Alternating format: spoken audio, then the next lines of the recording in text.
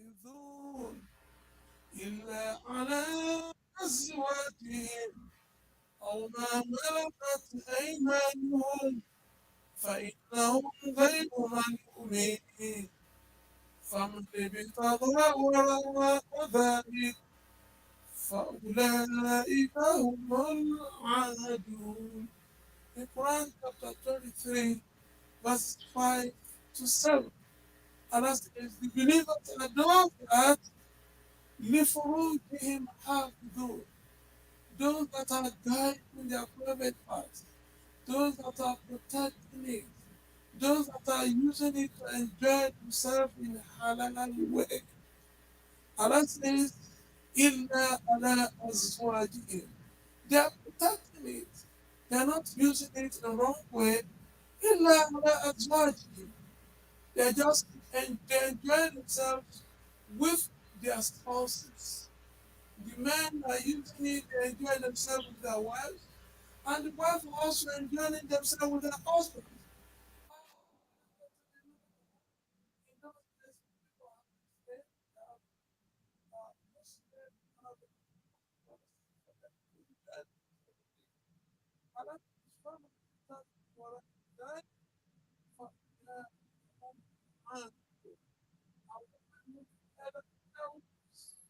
To enjoy themselves, they are transgressors, transgressing against the teaching of Allah subhanahu wa ta'ala.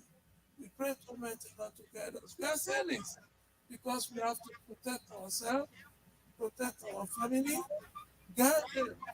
May Allah guide them too. Allah says in the Quran, Surah Al-Tahrim, يا أيها الذين آمنوا قوا أنفسكم وأهلكم نارا وقودها الناس والحجارة عليها ملائكة غلاظ شداد لا يعصون الله ما أمرهم ويفعلون ما يؤمرون.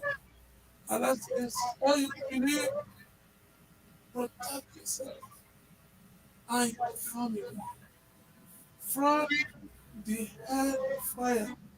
The healthcare that would be prepared with human being and the stone. May Allah subhanahu wa ta'ala protect us and protect our family, guide us, guide all families. May Allah subhanahu wa ta'ala answer our prayers and make it possible. Jazakallah for the keynote address. This time we'd like to introduce Quran recitation from Habib Abu Shakur Alimi. Is he here? Also, if anybody has any kind of other cell phone or something, we don't mind muting those just in case. I'm not sure what that feedback is coming from.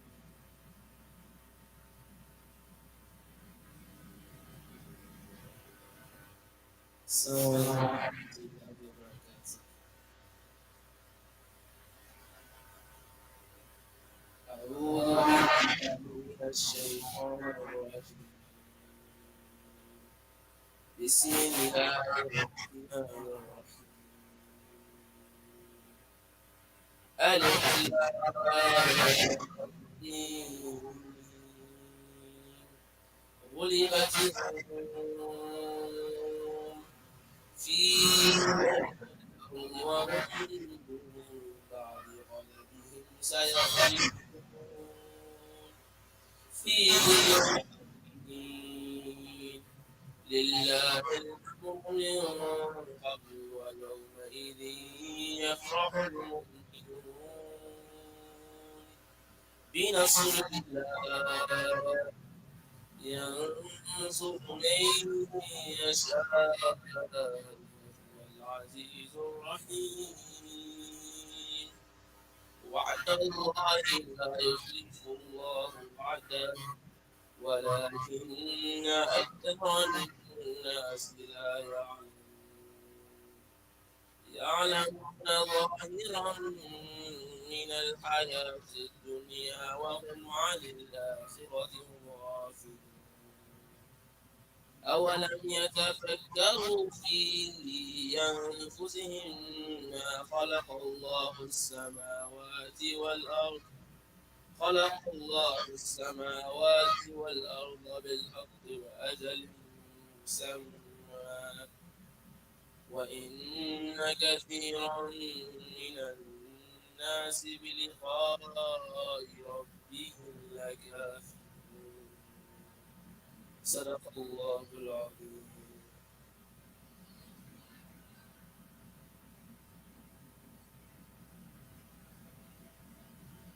Jazakallah for the recitation.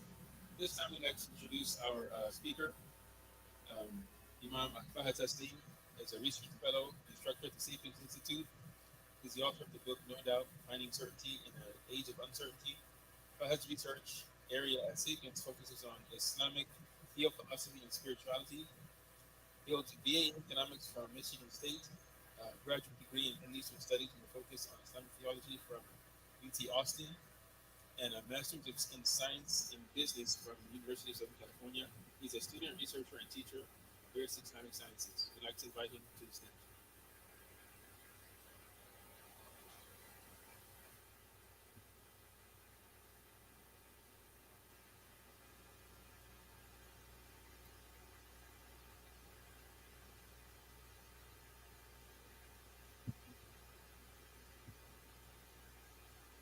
السلام عليكم ورحمة الله. Okay, بسم الله الرحمن الرحيم. الحمد لله رب العالمين والصلاة والسلام على رسوله الكريم أما بعد. So before I get started, the LGBTQ plus topic. Is that correct? Okay. So with that said, I need to make a small disclaimer here. I need to make a small disclaimer here. This one seems very non-functional, but okay. And that disclaimer is that because of the sensitive nature of this topic, and because we want to have a robust and honest discussion about it, if you have children here, you may want to consider whether they should be here or not. Okay? And I need to say that because obviously some of the topics we'll be touching upon are going to be sensitive of nature, right? So sometimes when I speak about this, if I don't give this disclaimer, people get a bit upset and start thinking, wait a minute, that wasn't, we weren't expecting this. We need to kind of let you guys know that what we call it sensitive areas, only because we need to. That's pretty much it. So I will leave that to your parental discretion. But in okay. So how I wanted to start with this particular topic is that when we think about the concept of like homosexuality, one of the issues that arises is that you have the general discussion about homosexuality from, let's say, an Islamic point of view. So, an Islamic point of view, if you were to go to, let's say, an imam or a sheikh, and you said, tell me, like, how do we deal with homosexuality? The imam or the sheikh, based on their training or prior background or whatever it might be, might tell you that, look, homosexuality is haram. Okay, it's forbidden. He may quote some ayat from the Quran related to the people of Lut alayhi salam. In fact, there's only 75 ayat that are just about this topic related to Lut alayhi salam. But what I wanted to start with, and why I'm starting here, because many imams will tell you, look, however, even though homosexuality is haram, there's a difference between feeling or having feelings for someone of the same gender and committing the act itself. You will not be held accountable for having the feelings. You'll be held accountable to act upon those feelings. Now, that discussion is very clear. But in the society that we live in today, it completely misses the point. What do I mean? Because when we speak about homosexuality in the society around us, and by extension, I'm talking about lesbianism, transgenderism, whatever it might be, we are not necessarily speaking in these terms. These are terms you can understand in the context of the masjid, terms you can understand in the context of Islam. When we are speaking about homosexuality, we are speaking about identities. Because the way society has come about, the society around us, when you say to someone that homosexuality is haram, it is not, maybe in your mind you have categorized this as action and desire. In their mind, they have categorized it as an identity. What people understand in terms of their sexuality is not just an act, but it's an identity. If you miss this point, then you will be in hot water. Because when you tell someone homosexuality is haram, you're literally telling them you are haram. Everyone with me so far? Okay? So if you miss this point, because even the concept of homosexuality, we take these terms as given. We talk about heterosexuality and homosexuality. If you were to take a time machine and travel back, let's say back past the 18th century, and if you told someone, my sexual identity is that I'm straight or I'm gay, they would have no idea about what you're talking about. These concepts are social constructs that have arisen. And in fact, we can trace the genealogy of the term itself. It goes back to 1865 specifically, where the term was introduced. They wanted to do away with the term of sodomy, and they introduced something that was more palatable, more scientific. So they said we need to make a dichotomy, homosexuality and heterosexuality. This is a little more palatable for people. But not only that, but what we find is that it's also reflected on the general way in which society transmutates or goes or understands morality, and how we have to be very careful when we are speaking to someone that we are making a moral claim when they are making an identity claim. Okay? When a person adopts the identity, we have to understand, like, why are they adopting this identity? What makes it such that it's an identity? Well, one of the things is that when you look at the discussion in Islamic terms, if you were to open a book of fiqh, let's say, classical book of fiqh, when they speak about what we understand as homosexual acts, there are certain terms. But notice that the terms that are used are about the specific act and not about an individual. You will find terms like liwat, which is about the act, the male on male act, right? Siha, the female on female act, and so on. But these are actions. No one would define themselves by way of their sexuality. You would not go around saying, okay, I'm a Zan or Zania. Why? Because I have thoughts of zina. It doesn't make sense, right? But in this day and age, in modernity, after the, you can say, 19th century onwards, this has now become an identity issue, where your identity is your sexuality is your identity.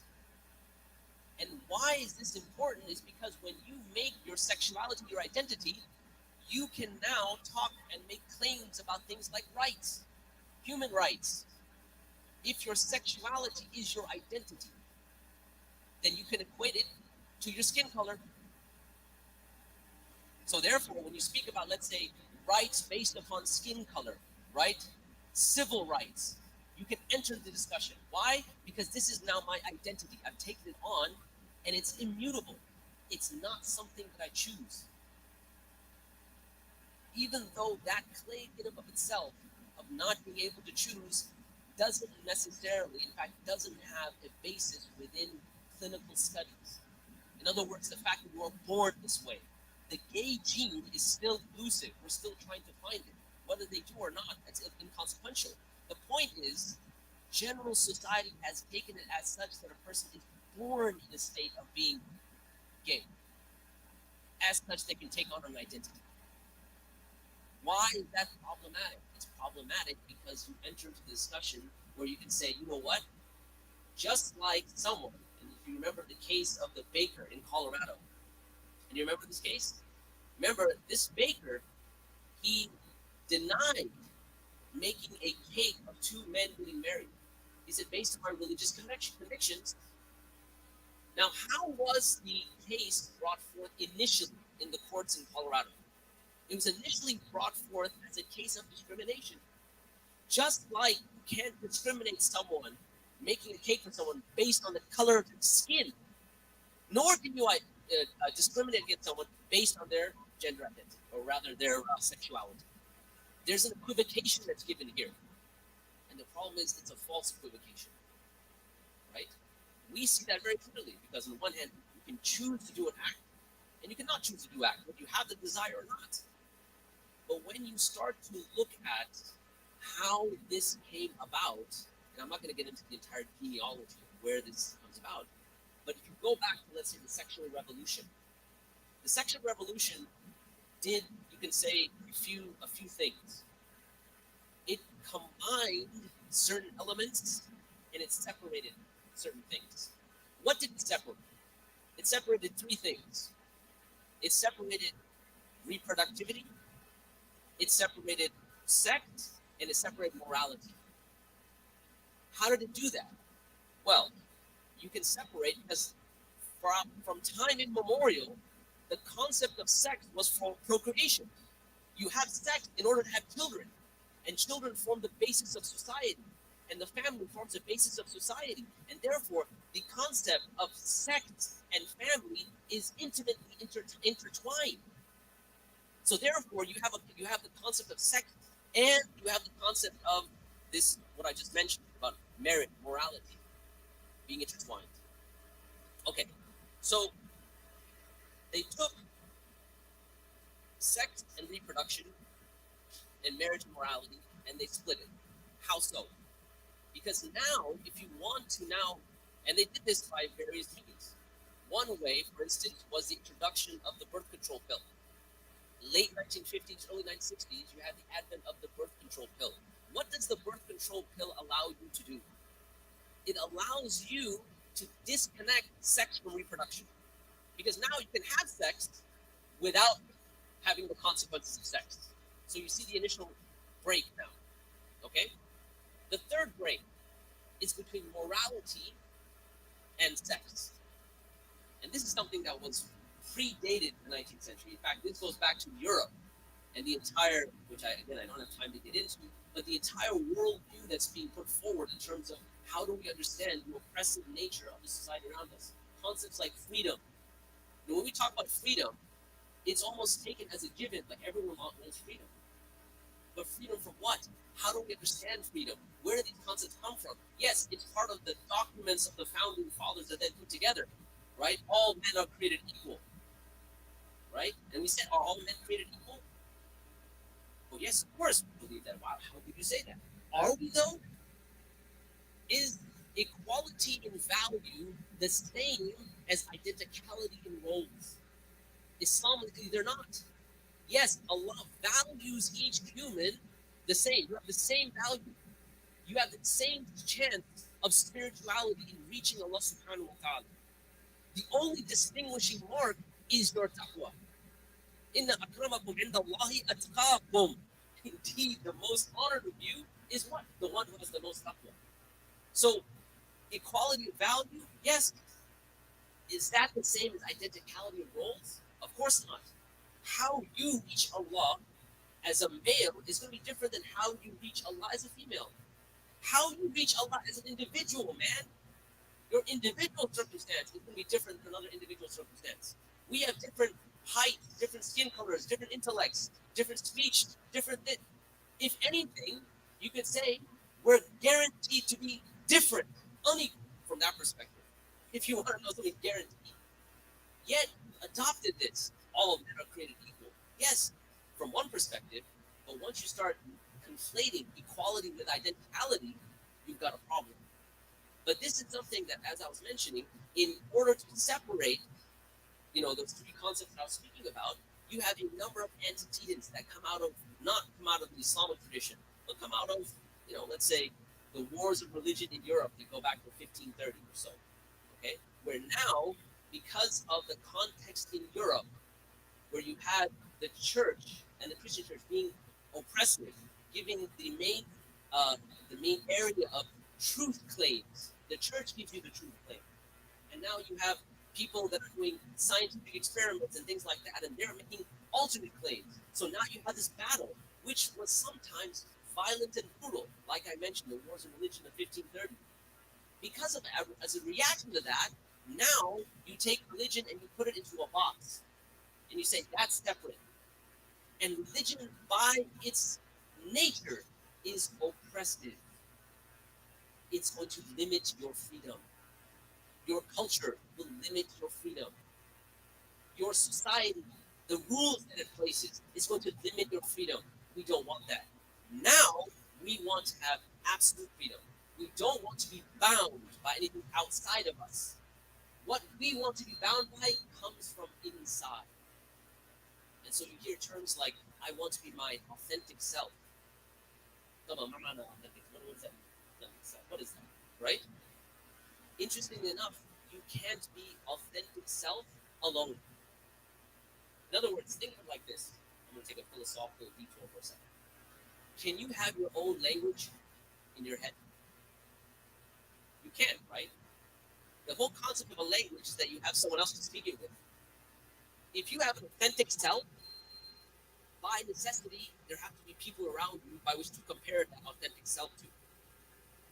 So when you're trying to have that authentic self, the people and the community that you've now fortified yourself with is going to fortify that. In other words, it's going to tell you, yes, you need to be your authentic self.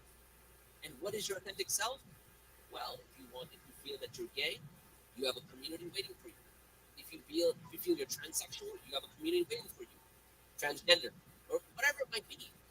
What you find is in the society we live in, people, because of all of these antecedents that I mentioned, this high degree of individualism, people are living unitary existence.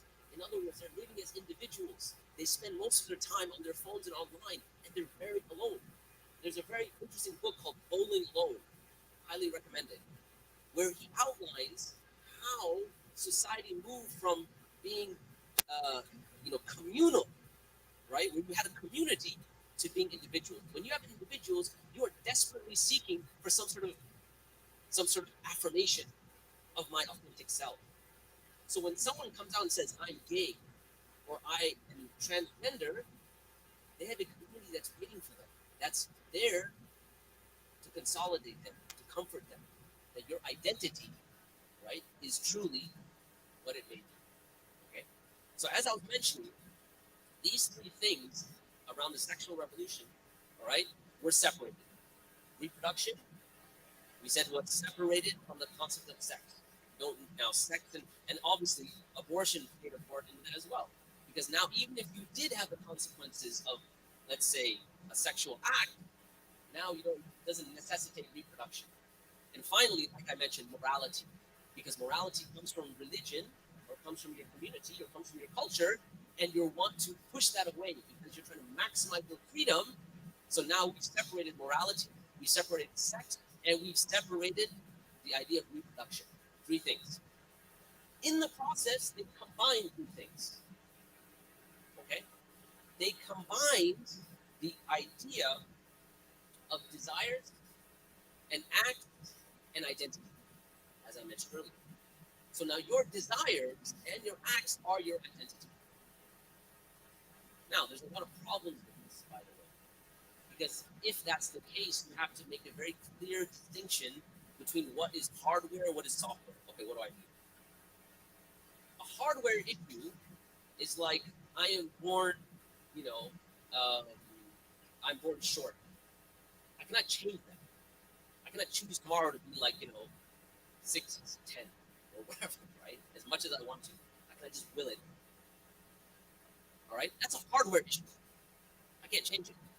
A software issue is something where I say, you know what?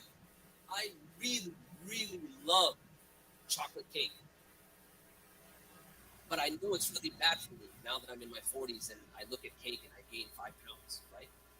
In other words, so that's a software because I can choose that.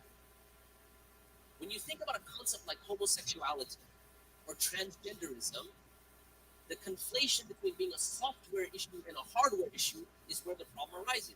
Is it a hardware issue or is it a software issue? Because if it's a software issue, then you can choose just to not do it. But it's taken as a hardware issue. I am born like this, right? Lady Gaga said, I was born in this way. This is how I am. Take it or leave it. And this is where the conversation becomes very problematic, especially when you start speaking to young people. Because when youth are going out into the real world, they're not going to be confronted with the ruling. The fiqh is a halal and haram. They're going to be confronted with all of this information.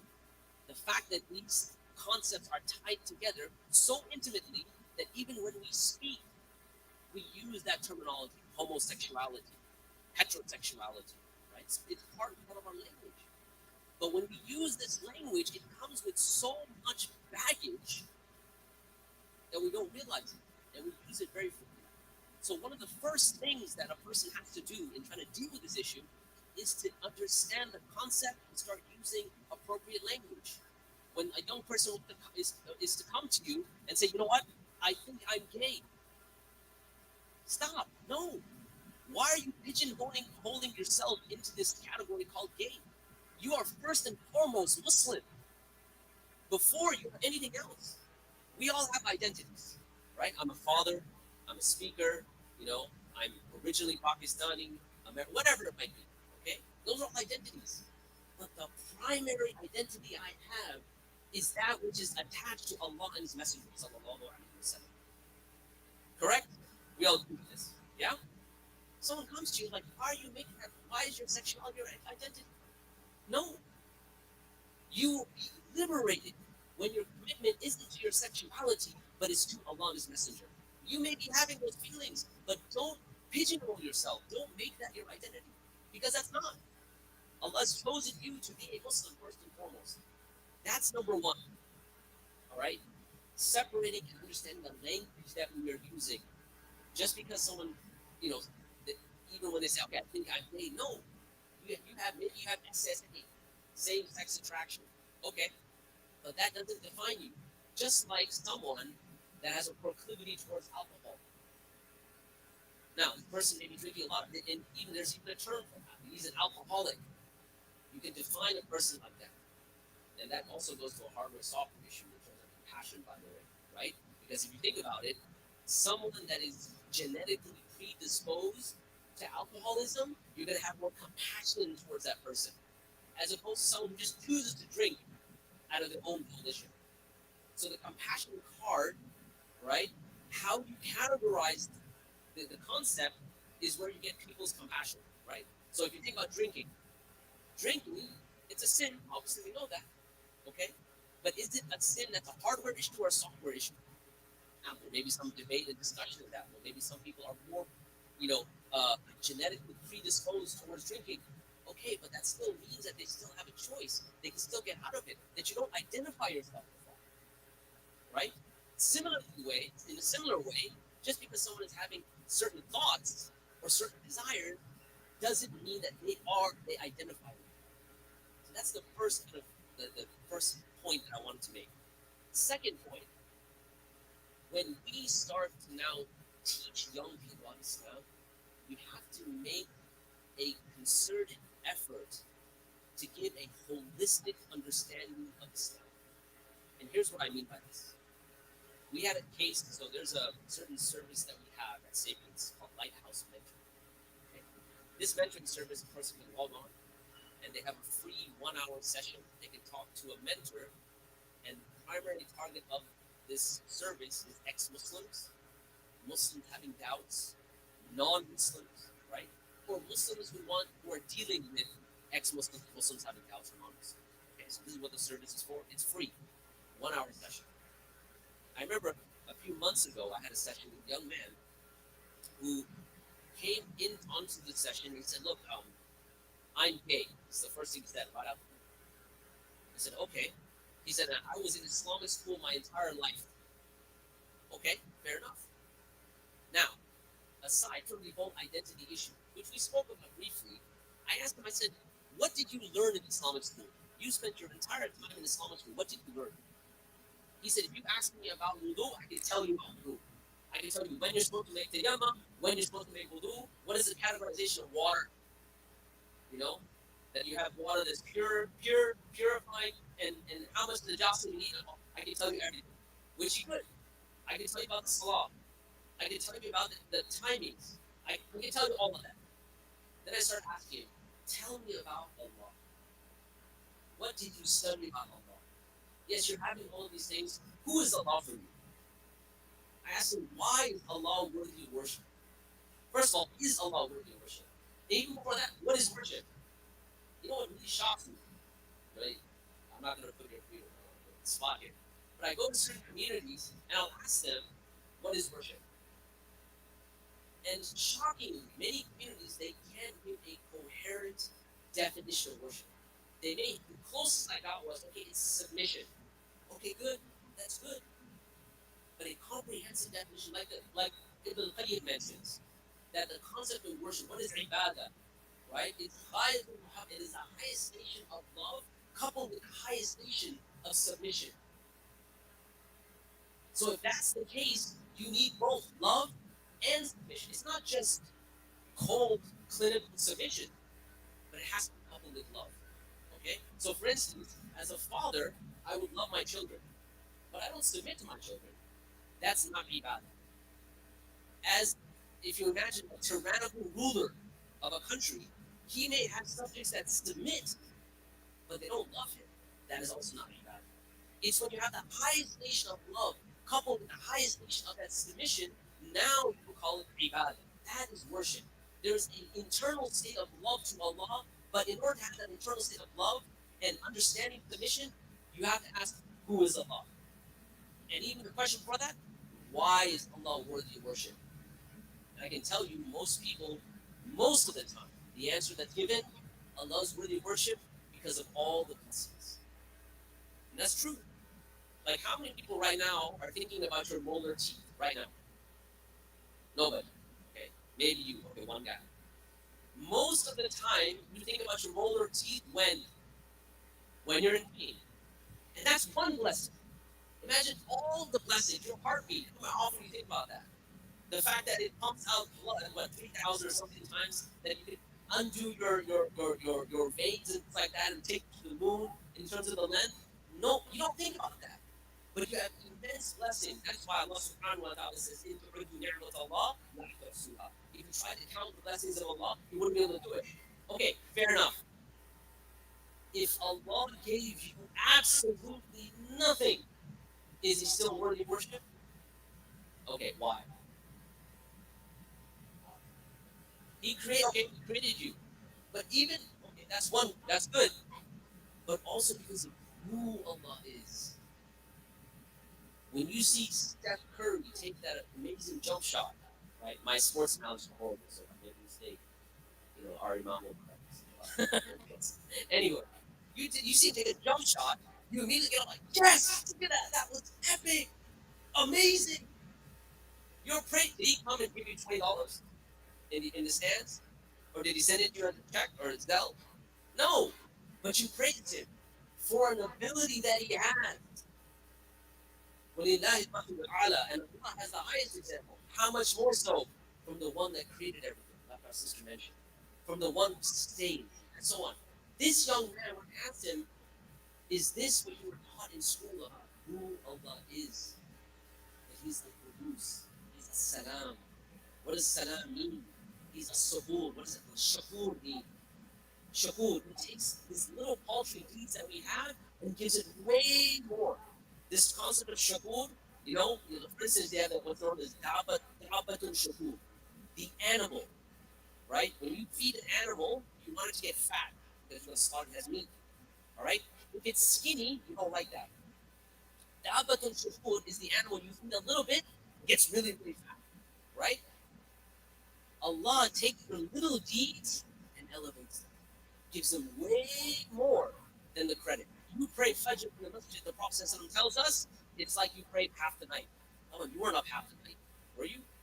But you got the reward for it. Now, that's just one name of Allah. That understanding of who Allah is, you'll find in many, many places. Listen, this young man, his whole life in Islamic school, he was never taught this. So my second point, besides what I was talking about earlier in terms of understanding identity and not having people pigeonhole themselves in that, is understanding who is Allah and why Allah is worthy of worship. Foundations.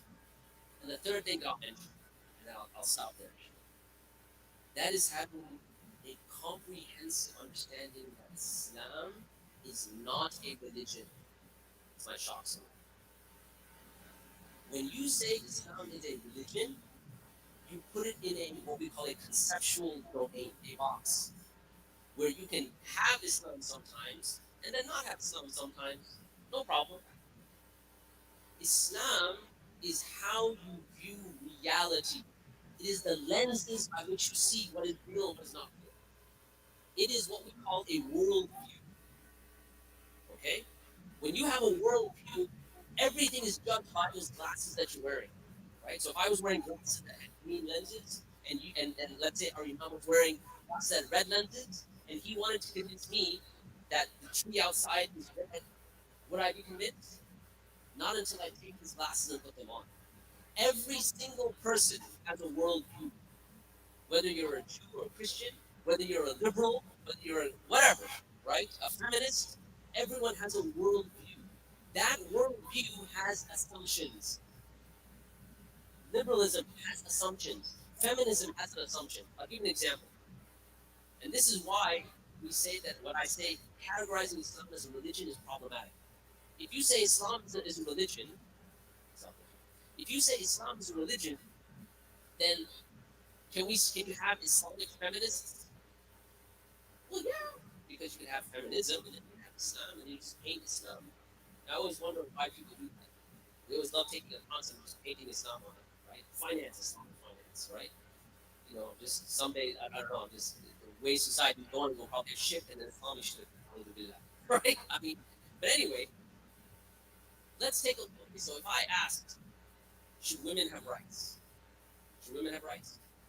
Yes. Why? Because what? They're human beings. Why should humans have rights? Okay, take Allah out of the picture. Why should humans have rights? So, if they have opinions, so what? Do you understand? So when you take Islam out of the picture, your ability to give a strong philosophical grounding to those concepts disappears. Why should a woman have rights? If you ask the feminist dad, like, well, everyone should have rights. Why should they? Why should men have rights? Good question. Why should men have rights? If you keep going, you have to understand that a right can only come to that which transcends limited mind and human emotion. It has to come something from outside of the human being in order to have moral anchor. Once you take that outside of the human being, you take Allah out of the picture, okay, now you're just free floating. These are just philosophical ideas. Great. So understanding Islam as a worldview empowers people. We understand that worldviews have components. For instance, one of those components is ontology. Don't worry about the terminology. In other words, believing about what exists and what doesn't exist. Do I exist? Does the table exist? Does the tree outside exist? Does Allah exist? Based on your answer to the questions, then you move down. Epistemology. How do you know what you know? The study of knowledge. What are sources of knowledge? Is it only this natural world? If you say that the only source of knowledge is this natural world, how do you justify equality? Because when you look out, if anything you can observe is people are unequal. Like I mentioned earlier, people are different. They're not equal, right? Inequality is guaranteed based on that assumption. But if you say my source of knowledge is the natural world and revelation, now you have a basis. Okay, anthropology. Who or what is the human being? Are we just material matter? Or do we have a soul? If we have a soul, do we have, okay, how do we justify consciousness if we're just material matter? If we're just material matter, why does it matter? If someone comes in here and they don't like my speech and they want to hit something because they're really angry, they can either hit me or this water bottle. What would you recommend? Hopefully the water bottle, right? Okay? We don't know about that. But then you ask them, what gives this bottle less value than me? If I'm just material matter, and I'm just, made of carbon particles, whatever it might be, why am I more valuable than this? Oh, you have a consciousness. Okay, what is consciousness? What is your inner subjective state? Right? That's where conscious is. When you taste a brownie, right? You guys have brownies? You guys have brownies? Okay. Some yes, some no. Okay. How you taste a brownie, you can tell me, but I have no way of knowing what it's like for you to taste a brownie. No idea. There's no way for me to access that information. Except you tell me it's sweet, it's chocolatey, blah, blah, blah, blah, blah. You have an inner subjective state. That inner subjective state comes from your consciousness, which is attached to your ruh, which is why Islam empowers you. Because you understand that you are not only just material matter, but you have a soul, you have a spirit. If you take the alternative worldview, okay, we're just material matter, then you have a whole range of issues. Why is a human more valuable than this bottle? How do you talk about human rights? All those things. So anthropology. You have, for instance, teleology. Purpose. Does the universe have a purpose? Do I have a purpose? Does this table have a purpose? If you say nothing has a purpose, you've got a big problem. How do you make medical advancements if you say organs have no purpose? They have to have a purpose, right? Okay. But then what about the purpose of human beings? All of those questions, and there's more, are part of a person's worldview. How you view reality. If a young person is not equipped with this understanding of Islam as comprehensive, how you view reality, when it comes to categorizing people as their sexuality being their identity, they'll fall right into it. But when they understand and they're empowered by Islam as a worldview, now they're able to take on these ideas because they can look at these ideas are false. They can be undermined very easily. And they're empowered to go forth because they understand Islam is a worldview that's not about being a religion, but being about truth and meaning. The correct understanding of Islam is not about it's a religion, it is the truth. And everything outside of Islam is not the truth. It can have elements of the truth, but it does not have the entire truth. You keep looking at concepts and ideologies and worldview outside of Islam, you will eventually find cracks. It'll crack. And you find that in society today. I'll leave you with this last example. There was when we talk about transgenderism, because I didn't touch upon that. Maybe we'll touch upon that in Q&A. Transgenderism, the idea that you're biologically a male and you think you're a female or vice versa. Okay? Now, one of the reactions to feminism has been something known as the red pill movement. Anyone heard about this? Okay, it's like the male version of this. Okay? Now, one of the complaints or one of the issues that the red pill movement brings up is that look, when you look at the legal system, they're always siding with the women. Always. Like without whether it's justified or not. 100% of the time. Especially when it comes to children. So recently there was a case where someone said, you know what? I'm gonna circumvent the system. How? I will decide that I'm a transgender woman and I should be considered a woman in a divorce case. Why? Because women have rights. I can basically get the child. I have more chance of getting my children if I just classify myself as a woman, right? But you see that these things are now starting to really now corrupt and causing society to break at its core. And guess what the only thing that can save society is? Islam. And guess who are the only people that have it? You. Jazakallah khair. Islam for the moment.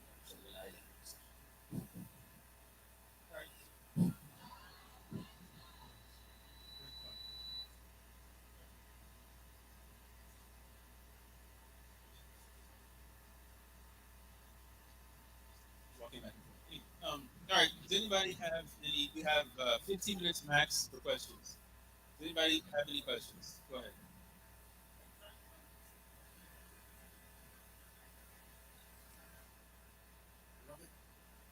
Jazakallah khair, Sheikh. Inshallah, your lecture is always amazing and entertaining. Yeah, may Allah reward you abundantly.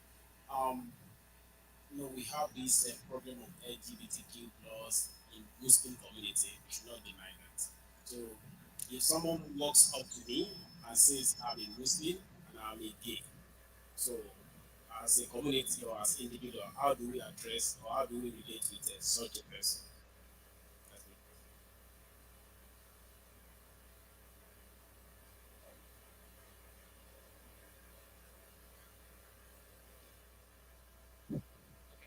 So let me reiterate the question. So if someone walks up to you and says, I'm Muslim and I'm gay, how do we deal with that? Right? So I think I kind of alluded to that earlier, right? Is that again, you can ask this person like, why did they need to pigeonhole themselves in that category, and try to educate them on that the concept of being gay is not your identity, right? And so if that's the case, why do you need to have that as an identity? So why do you need to take that as?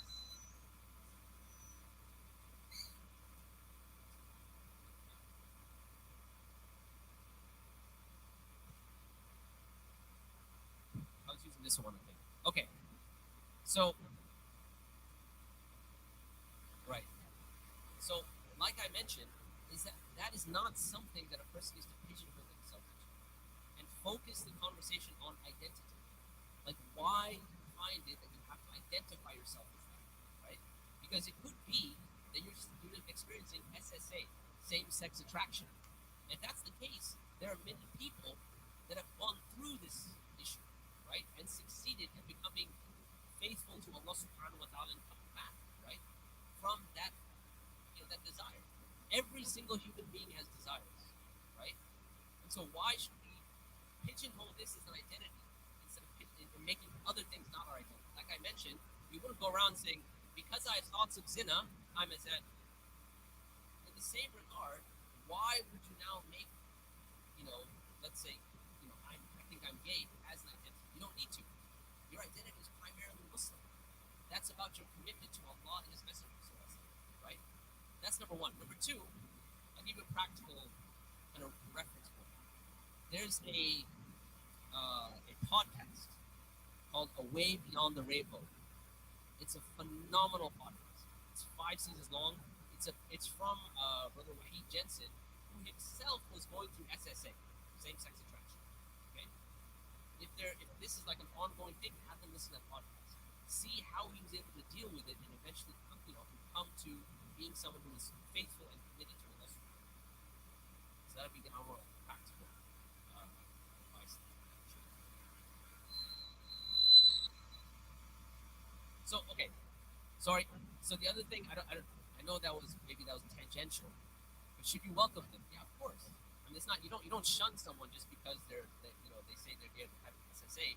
Just like you don't shun someone if they're having problems with alcohol or they're having problems with whatever. Like, again, the distinction between something being a desire and acting upon it, that is something that scholars speak about all the time. And they're very clear. Like there's always that famous saying where they say, hate what is it? Hate the disease and not the one that's diseased, right? Hate the disease, don't hate the patient, something like that, right? And so, yes, we don't like that as a desire. Obviously, it's not. We don't welcome that, but we don't shun the person away, right? Because this is someone that, because of this test that they're going through, they can elevate ranks with Allah Subhanahu wa Taala, right? So I know that I already not mentioned that, but again, we're not going to shun this person away. Now, there are other issues which I haven't heard about in Texas, but have started to arise in places like California, Northern Virginia, and things like that. It's a matter of time before it comes here. Issues like what happens when a person says they're transgender? A man comes in and says, I'm a woman. I would like to pray on the women's side. I would like to use the bathroom of the women. So now this becomes a different issue, right? And in this case, you have to take it case by case, and that'll be something that your imam will have to take on. Like, how do you deal with this person, and so on and so forth. So that's a separate issue. But I'll give you another reference. In fact, Sheikh Mustafa Umar dealt with a lot. He's in California, so he's dealt with a lot of these issues where people come in, they say, I need to pray with women, and so on and so forth. And how do you deal with it? Right? In fact, it was one of my first exposures to transgenderism was someone that just accepted Islam, and they told me that I had this question. I'm in the middle of gender rearrangement surgery, and I'm on hormones, so I'm not male and I'm not female. What do I do when I go to the restroom? Complicated question, right? I was like, yo, that's above my pay grade. You'll have to ask Amja or others that can actually, imams and mashayikh that can discuss this. But it's a real issue, right? And it's a real issue because this person was searching for Allah in the midst of their gender reassignment, they found Allah. Okay, are you going to deny that they found Allah? Of course not.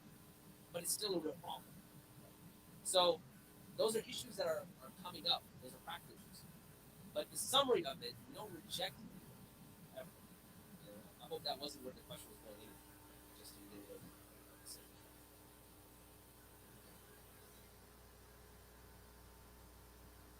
So, yeah. First, I would like to thank you for providing background on the gay issue. So, my own question is,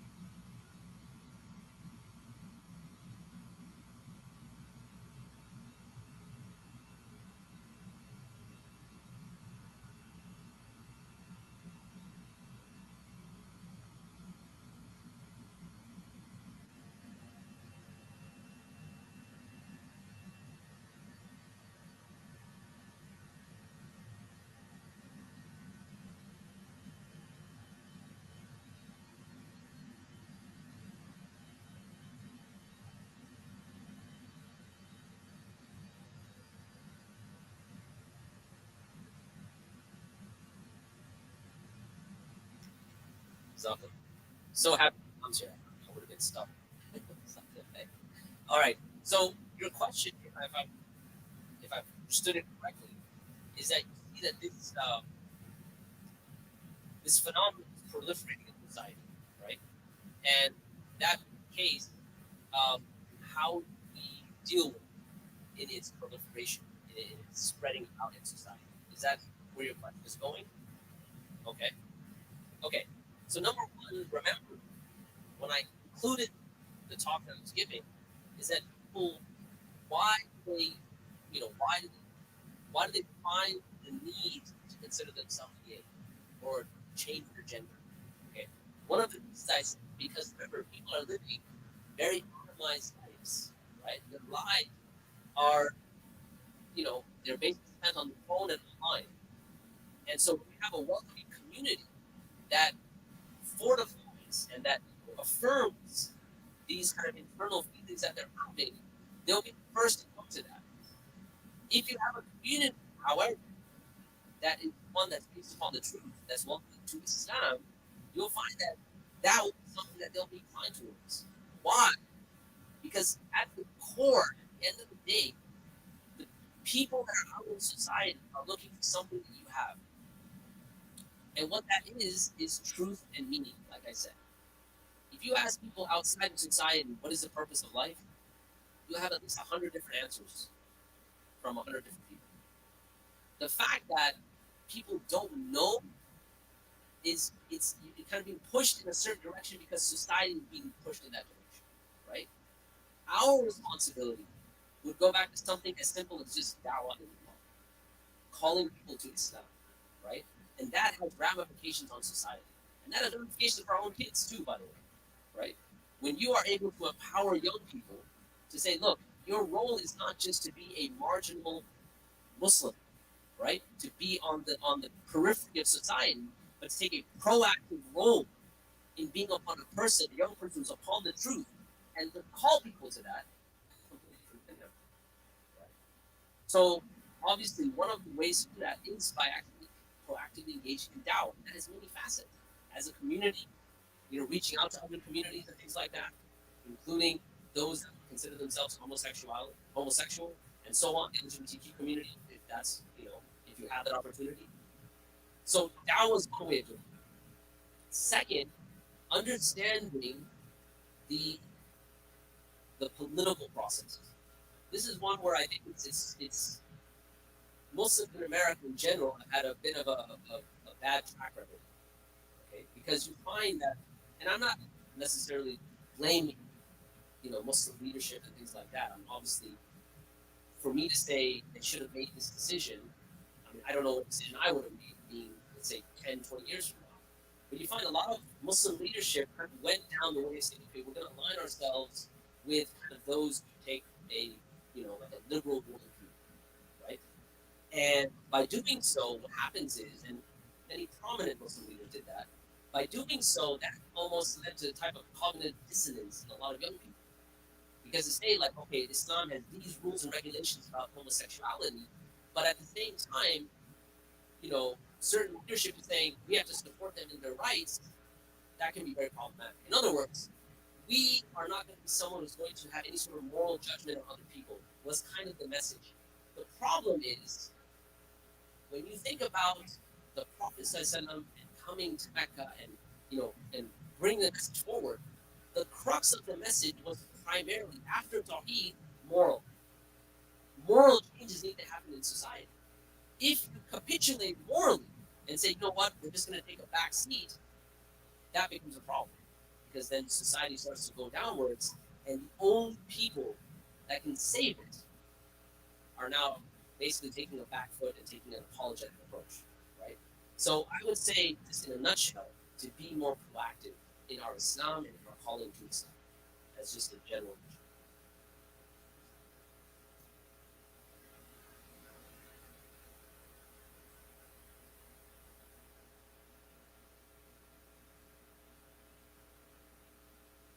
Thanks, guys. So, um, there's a lot of people that had questions. What I propose is that he stays a little longer and be a part of the panel that we're about to have right after this. and some of the questions that we have, we can also ask at that time. So it's already way past 12:10. So if you don't mind, you'll be the first question that we ask because you'll still be here for the panel. So let's start setting up for that. Jazakallah for his time. He'll still be here.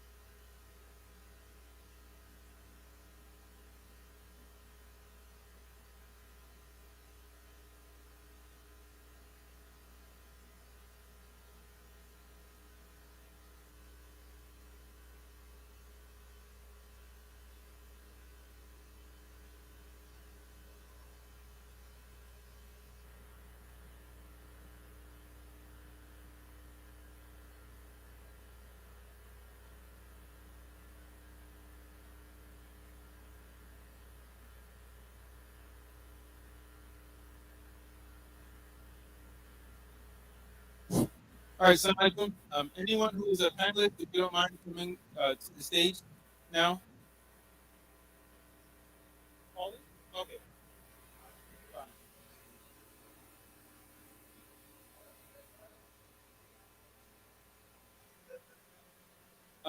Khalid Bahad. We have Mrs. Ruqayyah Adeshola Lawal. We have Elijah Toyin Thani. We have Mr. Farah Naz. Yeah, everyone doesn't mind coming up.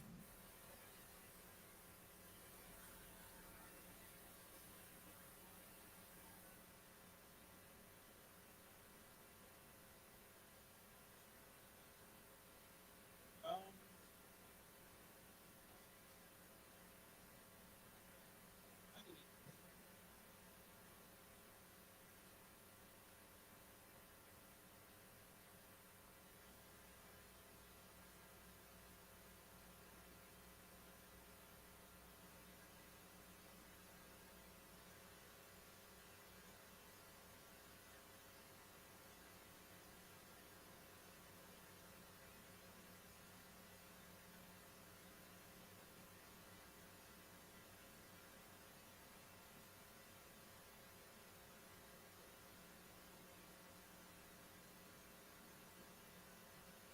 all right, Assalamu alaikum. So we're going to quickly do the bios, and then we'll go ahead and get started because we don't have too much time.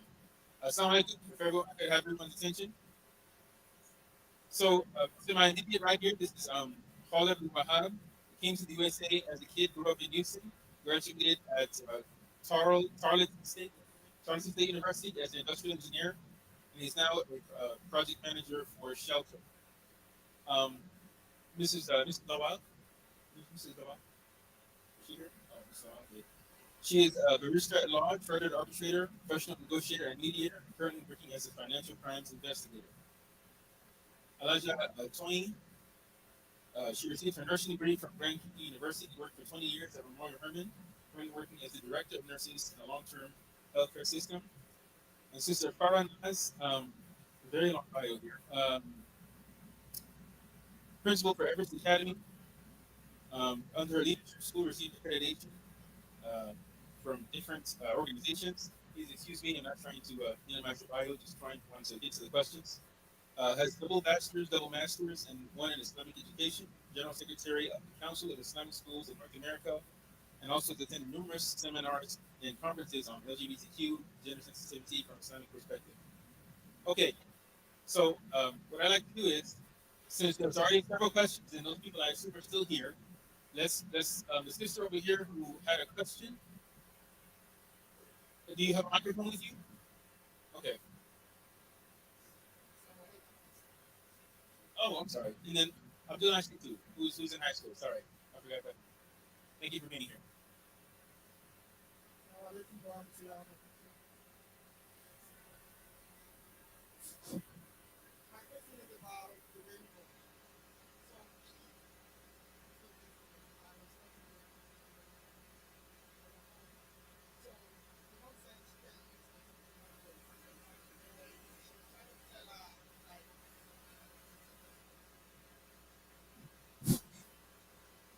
So she's kind of confused, and then the mom had to share which she does at school. So and she was like, "Mom, but you're wearing rainbow, but you're asking not to wear rainbow." And they were like, okay.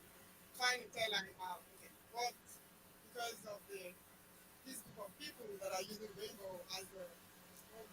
So are we supposed to stop using rainbow? Like we can use anything that has rainbow because now we're promoting that or and I told you there is about intention. We are not supporting anyone. You know, it's about intention. This is for others. So we were like, do we use it or just leave in a safe place, a rainbow because now they're using it and we're not doing it. Rainbow, yeah.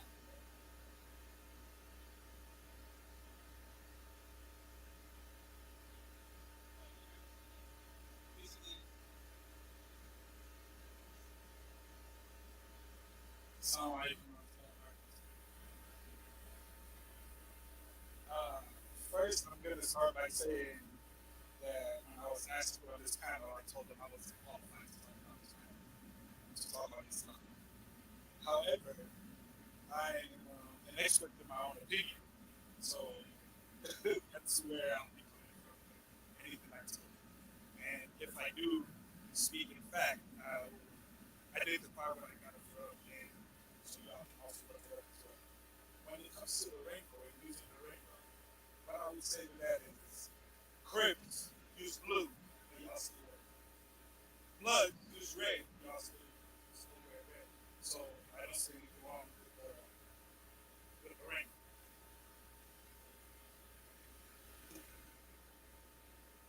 أعوذ بالله من الشيطان الرجيم. بسم الله الرحمن الرحيم. السلام عليكم ورحمة الله وبركاته.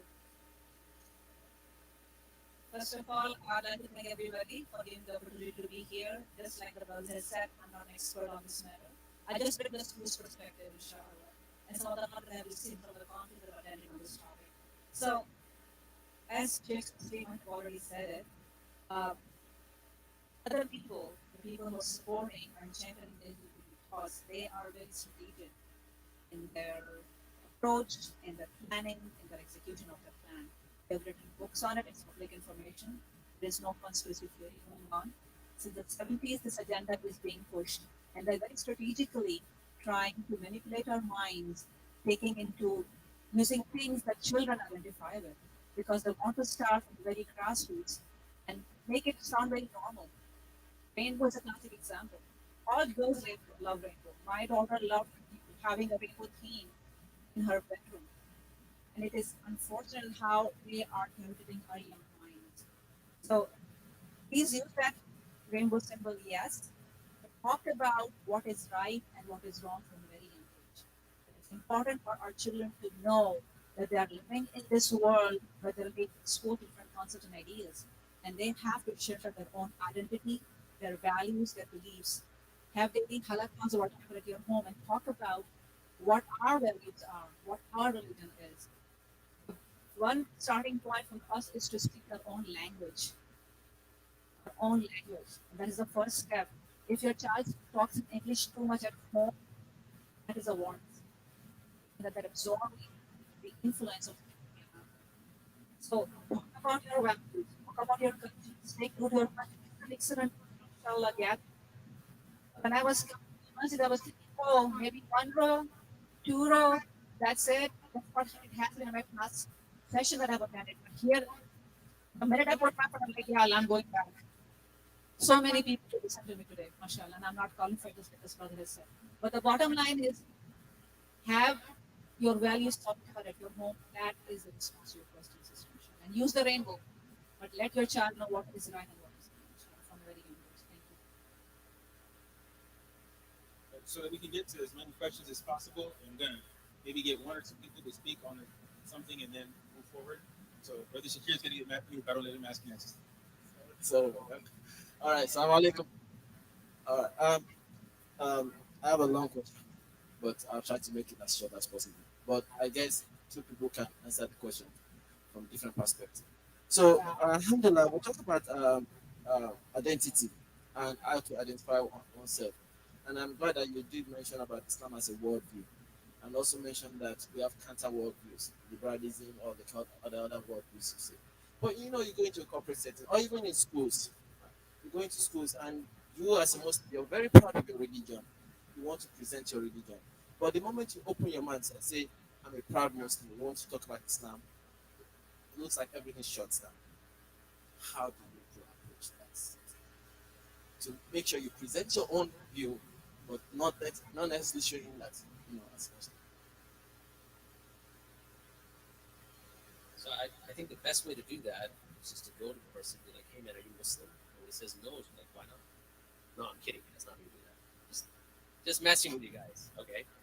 Look, every place and every scenario is going to have its own dynamic, right? So being on a college campus is going to be different than being in a workplace setting. A workplace setting has certain etiquettes, certain boundaries that you can't necessarily cross, right?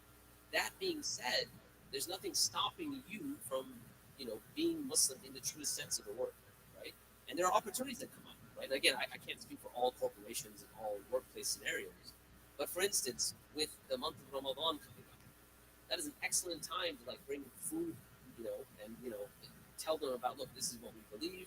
This is why, that I used to say that Ramadan is the one time that you can slap liberalism in the face, right? Because liberalism is all about liberating one's desire, and Ramadan is all about controlling one's desire, right? And you start speaking about the spiritual significance, the satisfaction it gives you as an individual, right? You can speak about yourself and just say, and you don't have to necessarily proactively call the person and say, I invite you to Islam, but at least get them thinking to the point of, okay, well, Islam has given this person these benefits.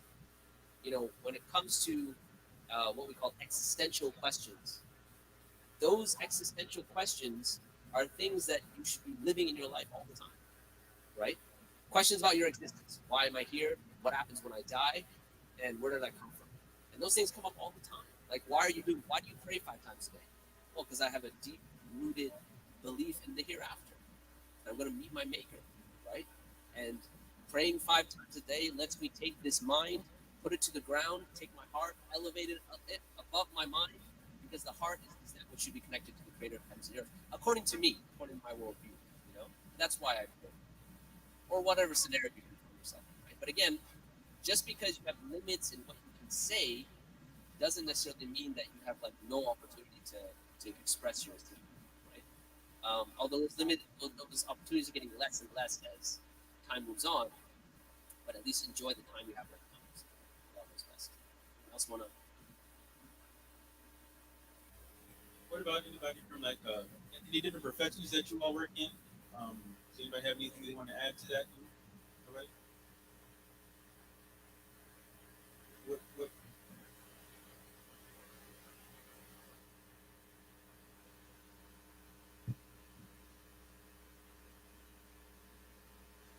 So I don't, say time I don't qualify to be here amongst all y'all professionals. So I just want to say, as in high school, who's trying to currently start MSA in my school, I know a lot of people they don't know what MSAs are, and like, most of them try to ask them, what's an MCA for, what's an MSA, and I try to kind of educate them what an MSA is, student association, and surprisingly, like, a lot of people don't really know like what Muslims practice, what Muslims do, and I think it all starts in like being a Muslim, like actually like practicing what you learn and what you preach.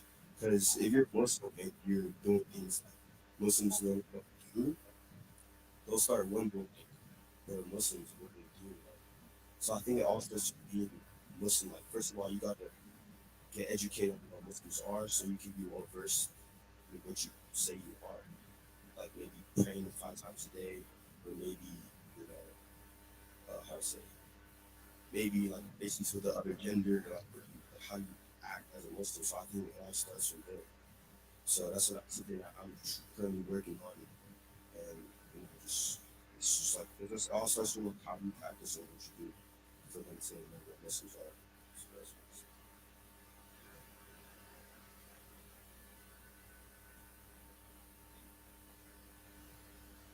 Assalamu alaikum.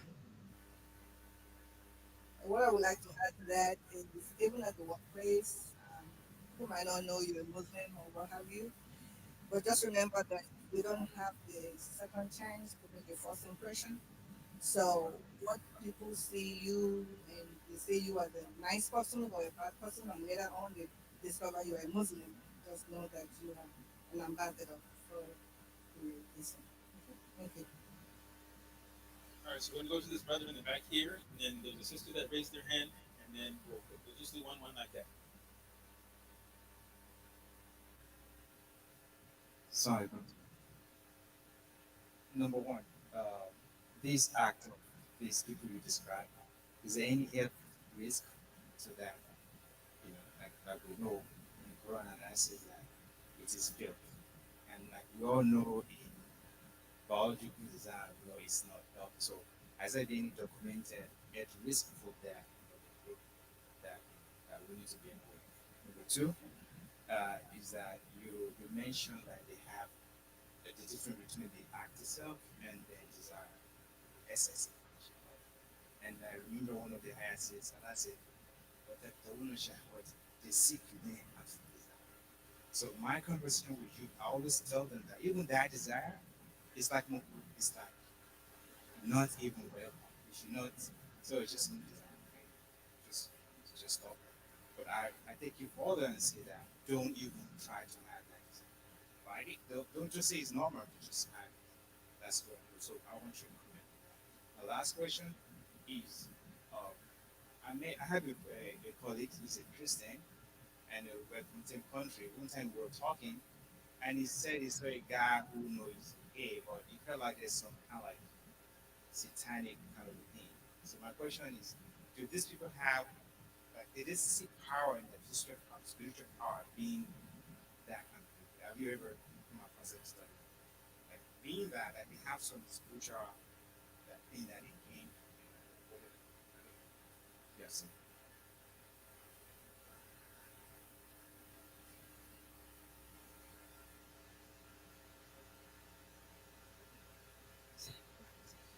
Okay, Bismillah.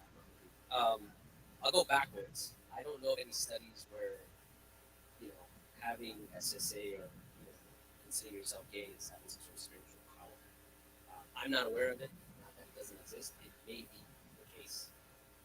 going to your second question, what you mentioned about considering the shahwa itself makruh, right? I mean that I think you have to be a bit careful with it, right? Because remember, you're trying to take a person from understanding that this isn't who they are to taking it and saying it's just a desire that we all have desires, right? So I think you have to be a bit careful in there, right?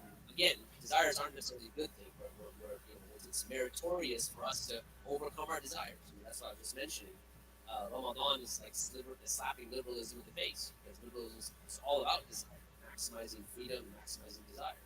So Ramadan goes against that. So um, to categorize it and say yes, that it was makruh, it's the desire itself is hated by Allah. That is, I don't know if you want to take that route. It may be dependent case by case, right? So you have to be careful. That's is what I'm trying to say. As far as your first question about medical studies, there's a plethora of medical studies. Um, I kind of I wanted to be a bit careful with understanding the audience and things like that. But when you find studies that are, talking about things like rectal tearing, for instance, you have a number of studies which talk about that, which talk about how STDs proliferate more on male-to-male interactions than any other area, any other group of people.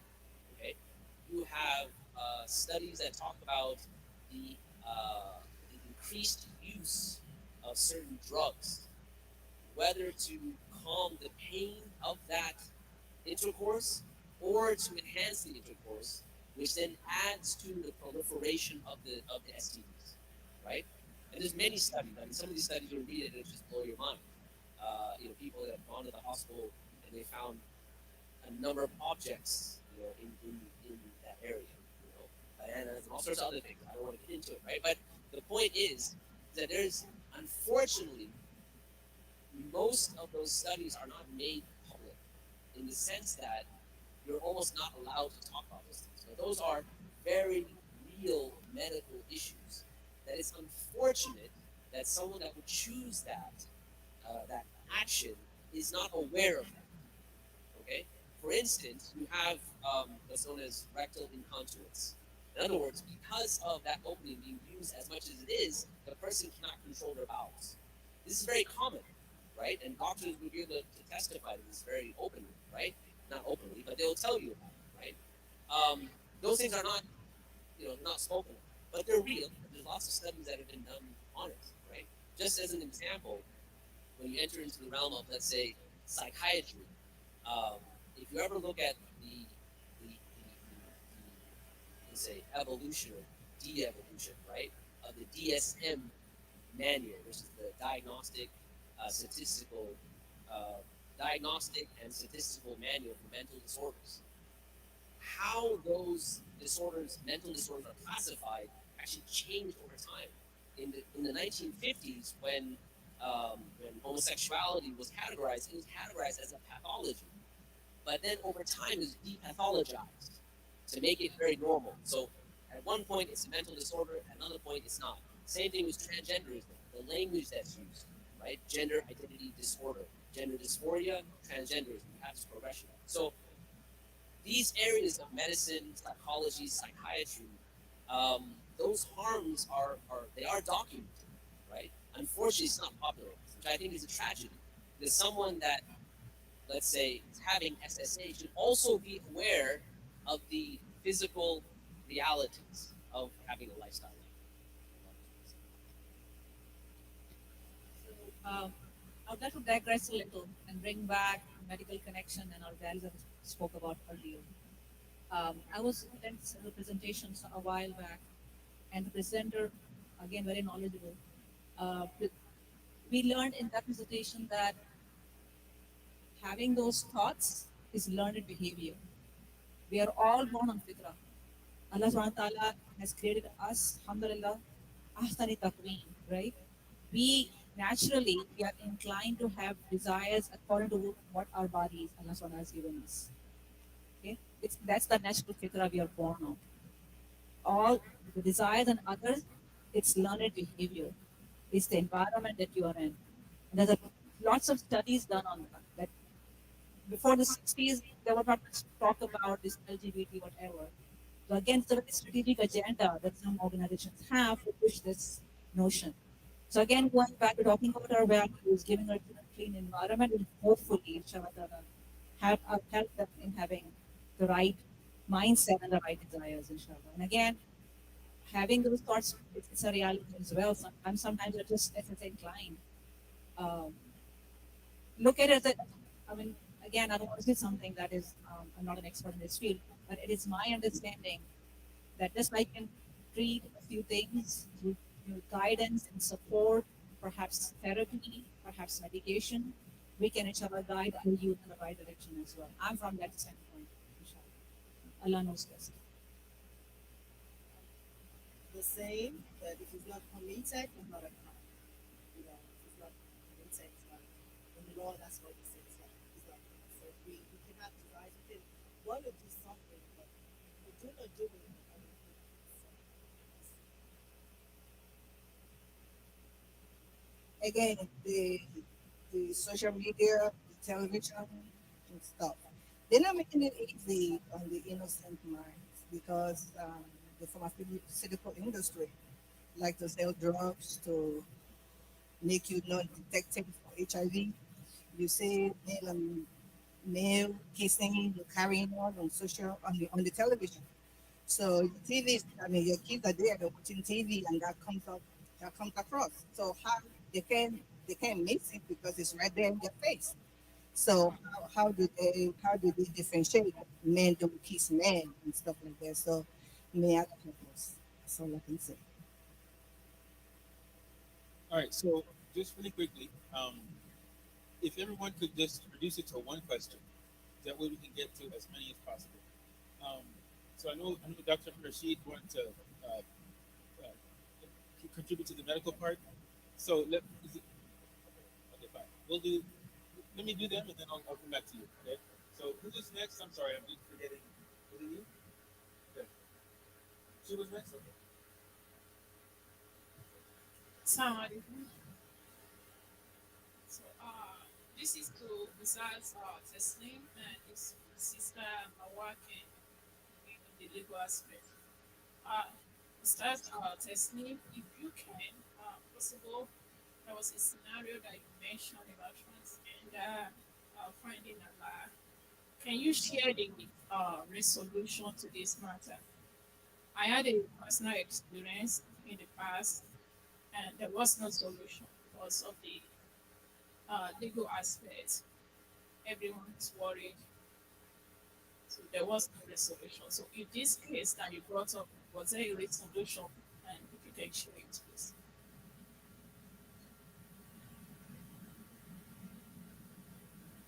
Okay, so Bismillah.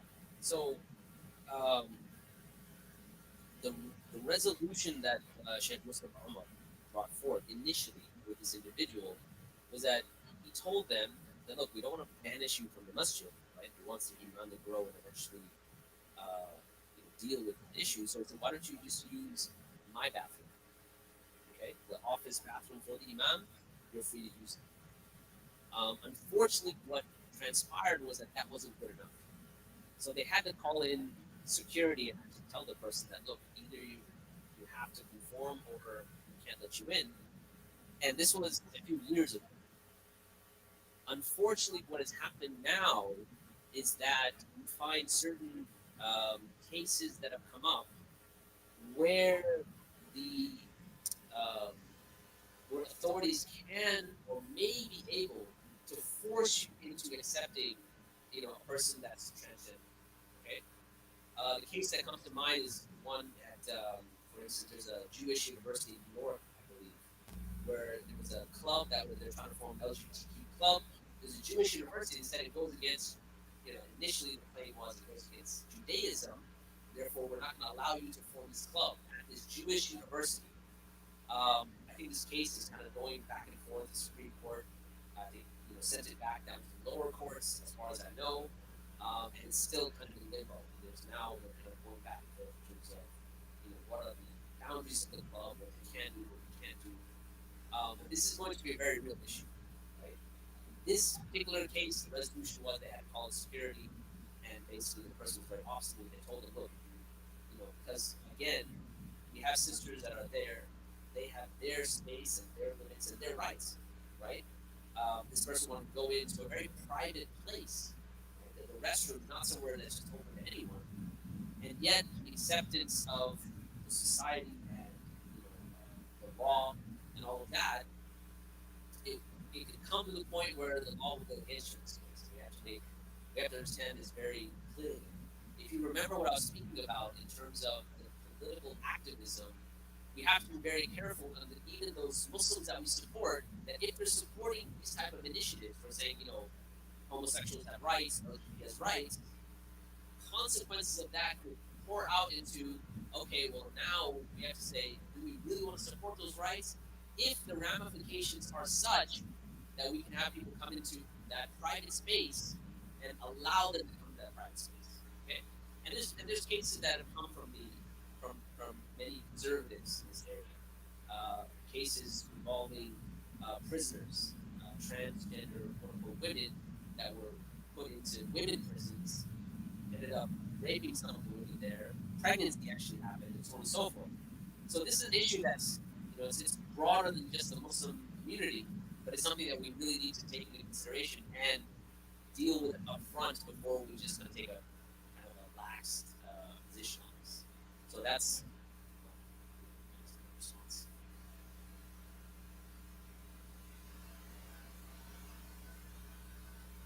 Somebody this is a very sensitive issue, and we kind of try not to want to address this. We don't want to address this because most especially of the country we have, when it's law, it's law. Back in Nigeria, when we're from, there's a law that is against this is law. You commit it, you can be in prison for 14 years. But here, it's law is legal. So when there's a law, you cannot go against the law. If you go against the law, you have committed a crime.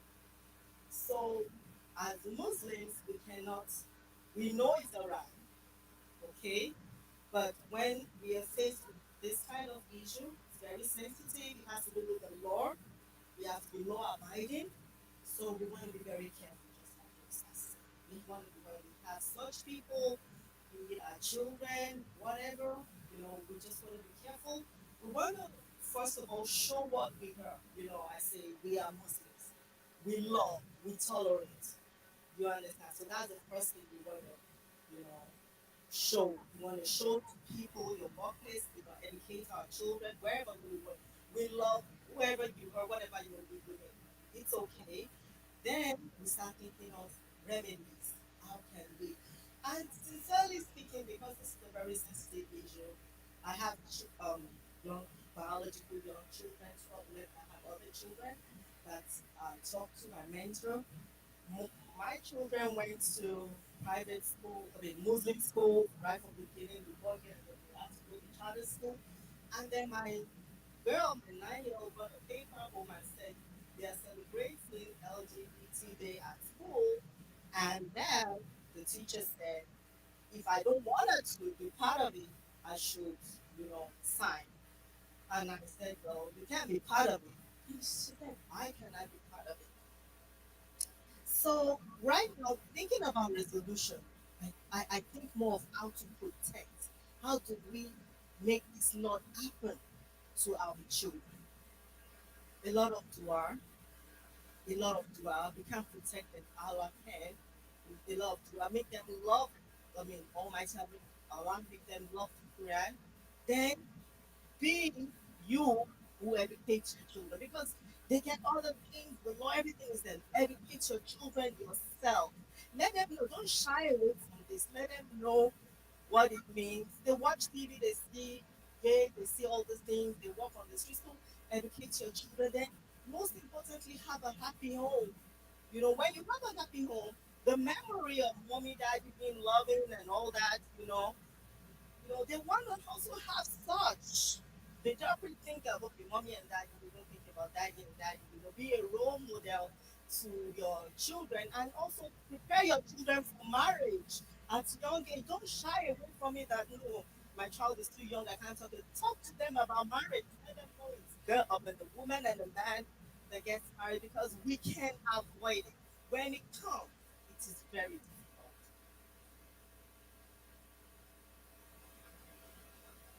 All right, last 30 seconds.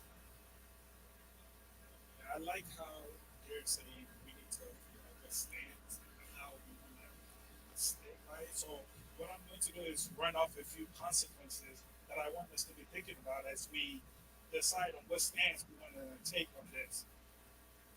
There's an all there are all girls schools where men, boys are entering, saying because they identify as women are going in there. Just like there's all boys schools where girls are identifying and going into.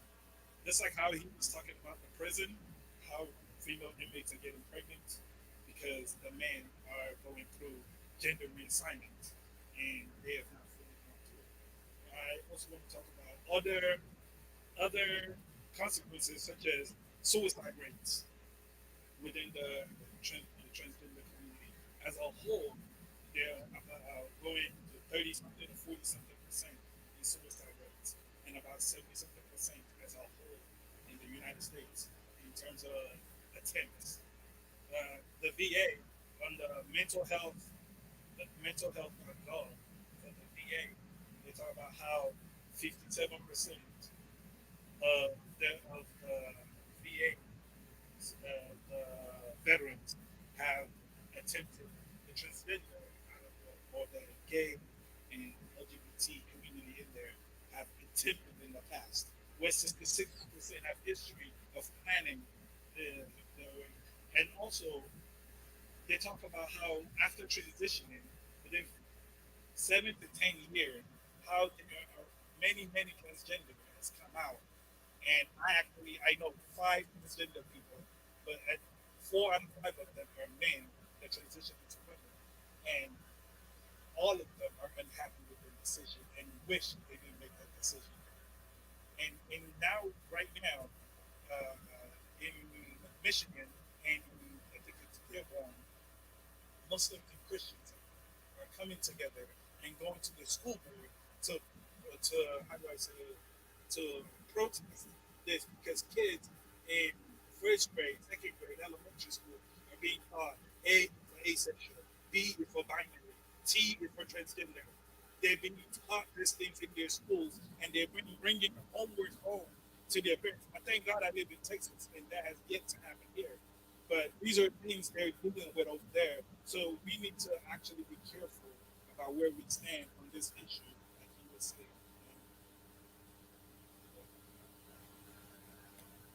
So what the brother has said is true. Education system has been revised and textbooks are edited in California. Things are coming to Texas soon. I think we as a Muslim community need to take this more seriously. Stop being reactive and just attend to situations, but use this opportunity.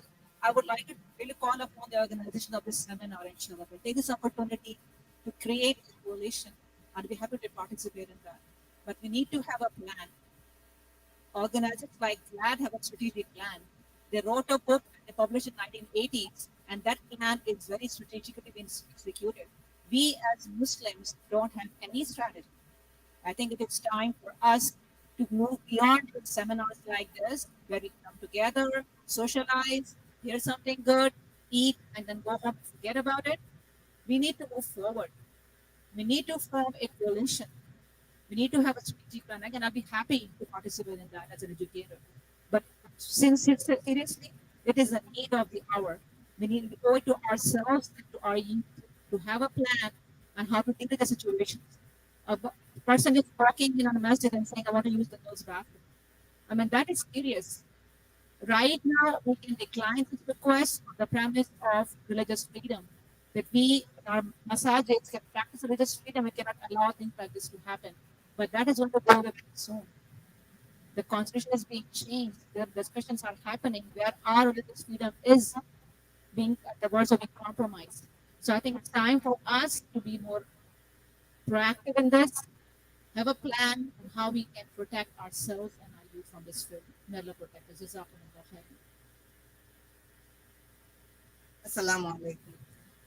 I was just telling the sister this morning that how it's so difficult to raise children in this day and age, considering everything that's going on.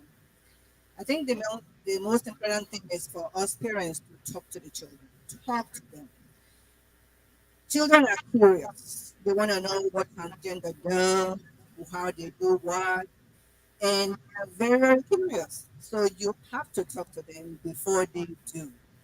You want to be able to be the first one to educate your child, because if somebody else educate them, then you don't know how they're going to talk. So may Allah help us all, because times are hard. Thank you. Doctor, you still want to go? Or okay,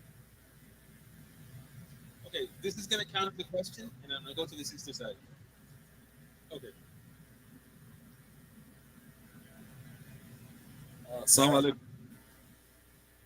I think Sheikh already talked a bit more about what I wanted to mention, and that is just to let us know that there are a lot of medical complications when we are doing this gender assignment and those sort of things.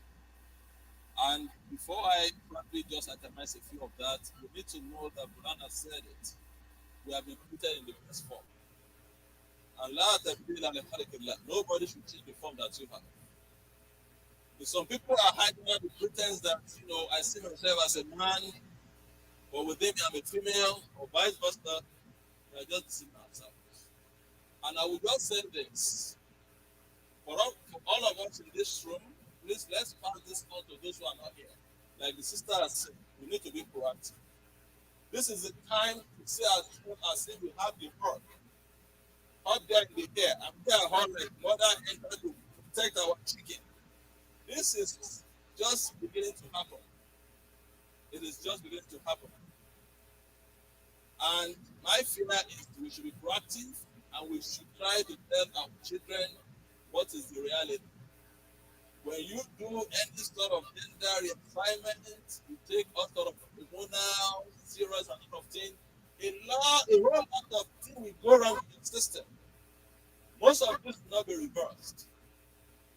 If somebody has had some surgery to correct the organ, he might not be able to reverse that. And Khalid has just mentioned about it. Some people today are living, in that kind of world. They cannot reverse it, and now they are committing suicide. So please let us warn those who are ours. Any people we can, discuss this with. Of course, the clinicians will tell you all the side effects that will come afterwards. But when you see the reality, it's horrible. Man to man, entering a room, there are a lot of complications that will come afterwards. Like Sheikh has talked about it, fecal incontinence. All sorts of problems will come afterwards. And now some health plans, they are having problem now because if somebody has registered as a man and he has gone through some gender reassignment and is having a problem that the woman should be having, they will say, but you are enlisted as a man, we cannot cover that. Some insurance companies are having that serious problem now. Because if you're a man, you cannot take care of woman like problem that you are having. Or if you're a woman, you cannot take care of the man like problem you have. Because when you register that insurance, it is a particular gender that you register with. And if you've had some surgeries, or if you've taken some hormones or some injections, and you're not having some complications, it might be difficult for them to cover you. So please, let's be proactive. Let's intensify in the dawah work. This is a big problem that is really affecting we Muslims. We may not speak a lot of our children, especially when they go to colleges, they are being affected big time. As parents, don't fall down and say this. They know what to do. They do not know what to do. The pressure out there is overwhelming, and we need to make sure that we keep checking on them. The Almighty Allah assist us. Okay, I made an agreement with somebody. He's gonna make a quick statement, and I'm gonna give the sisters two. I made an agreement. I made a quick agreement. So sisters get two after. Yeah, I just want to agree with Sister Nance. You know, this thing is in our society right now. We have to be very, very observant. In Disney World movies or children movies, they are putting in some of the messages, it's a subliminal message that indicates that a man can be dating a man and a woman can, it's like propagating what we are talking about. So we have to be very, very, very careful about what we observe our children always. Thank you. All right. So we have she's I have to go to her first. Let's go to her first. Do you mind? Thank you. Salam alaikum. I was going to ask about the rainbow symbol. While I understand rainbow is like the signs of Allah and we shouldn't just shut it down because some groups are now using it. My problem using items that have rainbows on them is usually when things like that are thrown out for sales, they want you to buy. I feel like a particular percentage of that sales goes into propagating LGBTQ because most times when we are buying it, to me, I feel like indirectly we are kind of contributing to whatever form they are using for that group because they see them as um what do we call um not segregated group. I'm looking for the word minority group that needs the funding, that needs the help. So it goes to them. So while I understand rainbow, the sign of Allah, buying clothes or shoes that signifies their flag, their color, is as well as kind of subtly promoting them. And even if it is 0.1% of what we have spent, might be going into promoting that group. How do we, you know, do that? How do we go around that? Assalamu alaikum.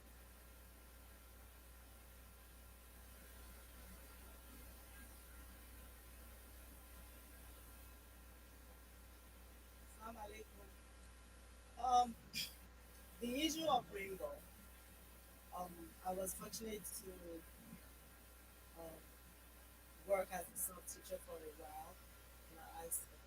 So you see, the issue of rainbow has been before LGBT.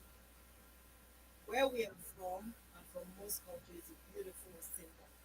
It's a symbol of good luck, blessing, or something, you know. And it's something we hardly see. So when we see the rainbow, it's like a big blessing. It depends on you. It depends, just like the brother said. Red is sometimes associated with blood, black is associated with even witchcraft from wherever we're coming from. But that doesn't mean whoever loves red can still buy red, can buy black, or whatever. If you believe that whatever you are purchasing, it depends on where you find it. If you find an Islamic book that has rainbow on it, you know. But it depends. If you feel that what you are purchasing, kind of maybe where you are purchasing it, somehow, some percentage goes into a community, fine. But we go back to education. We need to educate our children. We need to let them know that yes, there's something. I mean, I didn't know about this rainbow thing until I got to high school, and some of them came to me and said, "I'm gay. That's why I'm wearing this. I'm gay." I'm like, "Oh, that is beautiful. You know, it's okay." So but that does. I mean, I wore a particular cardigan sometime to the school, and it was colorful. And the girl, 14-year-old, came to me and said, "This is beautiful. I thought you're Muslim." I said, "Yes, I'm Muslim." She was, she kept talking, and I didn't even understand what she was trying to get at. And then I'm like, "Oh, you mean the colors?" That I got it. And I'm like, "You know what?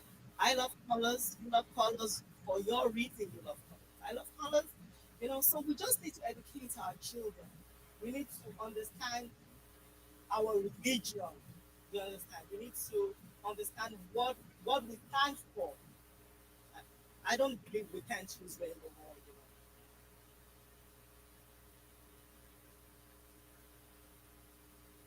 Okay, assalamu alaikum. So we had a few questions on wearing the rainbow flag.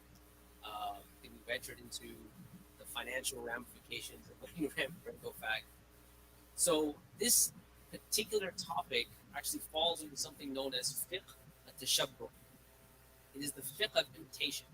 So scholars discuss this in the realm of if you live as a minority in a majority, what are the rules for that?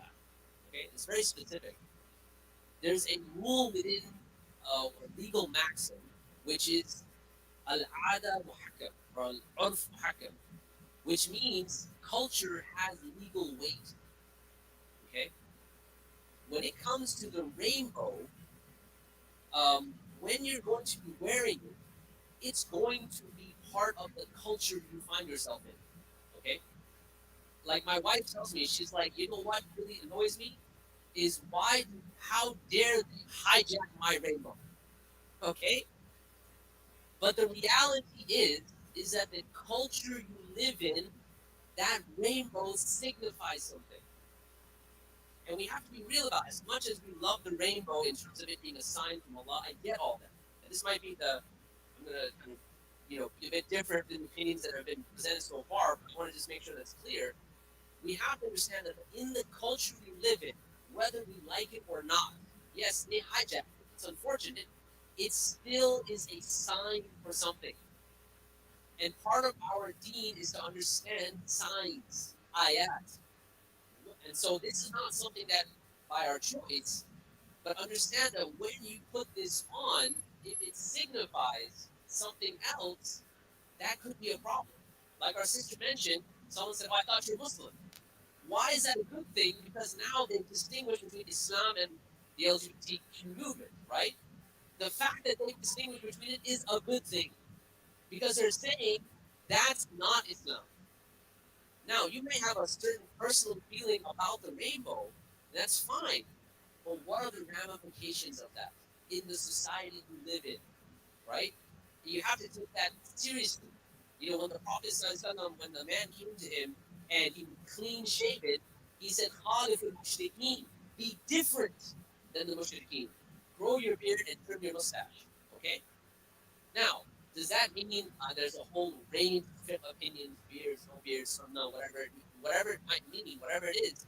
The point is, we can't simply just say, "Okay, the rainbow, I like it, I'm just going to wear it," right?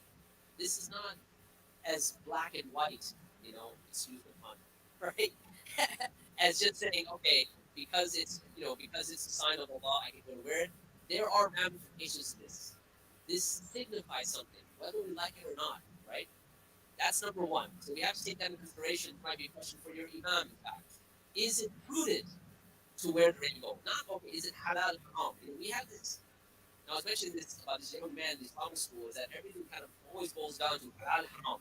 Everything has to be halal haram, right? يعني شيء is it makruh or is it so we have to get out of this black and white thinking and say, hold on a second, what does this signify?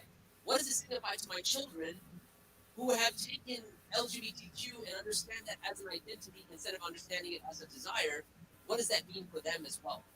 So I don't want to prolong this, but just understand that there's more than just one kind of, okay, because it's a sign of Allah, we will go and wear it. You have to understand that it signifies a number of things. The second thing you mentioned about part of this going to a movement, again, this is a deeper issue of fiqh that you may need to discuss with your imam, right? Because by that logic, anything you buy in society could be problematic, right? The logic, like if you pay taxes, those taxes pay the interest on the debt that the government takes from the Federal Reserve. So, by extension, you're paying interest. And Allah says, يَمْحَقُ what's the ayah? يَمْحَقُ riba وَيُرْبِي sadaqah. Right? That Allah destroys riba and causes sadaqah to grow. Okay? And other ayat. So is it that, okay, so now we can't pay taxes? No, obviously the scholars would say, hold on a second, that has a different place and a different dynamic. So again, I don't know if we are the panel that question should come towards. It may have to do more with someone that studied Islamic finance, understands Islamic economics, and so on. And Allah subhanahu wa ta'ala knows best. So we talk about, I keep hearing that, oh, parents will educate their kids, parents should educate their kids. I'm gonna be completely frank with y'all. When kids are younger, I understand parents should educate their kids. As your kids start entering middle school, high school, frankly, I think some of the parents are not qualified to talk to their kids about this topic because there is a certain uh, there's a certain stigma of your parents telling you something when you are a teenager that pushes you away from what you're being told. So I would recommend parents, you should really be careful on how you approach this with your kids and see if it's better if it comes from someone else than it coming directly from you because our parents in Nigerian community or African culture in general, it's more it's more in the line of you're told and you just accept what we tell you. It's, Okay, so may Allah have mercy on the moderator who has to try and please everybody. I'm going to give it to her. I know, y'all raised your hands. I'm going to leave it to her. Thank you. Salam alaikum, everybody. I'm going to digress a little bit from the topic of transgender. And I want us to be aware as parents. And I would like your thought and your advice.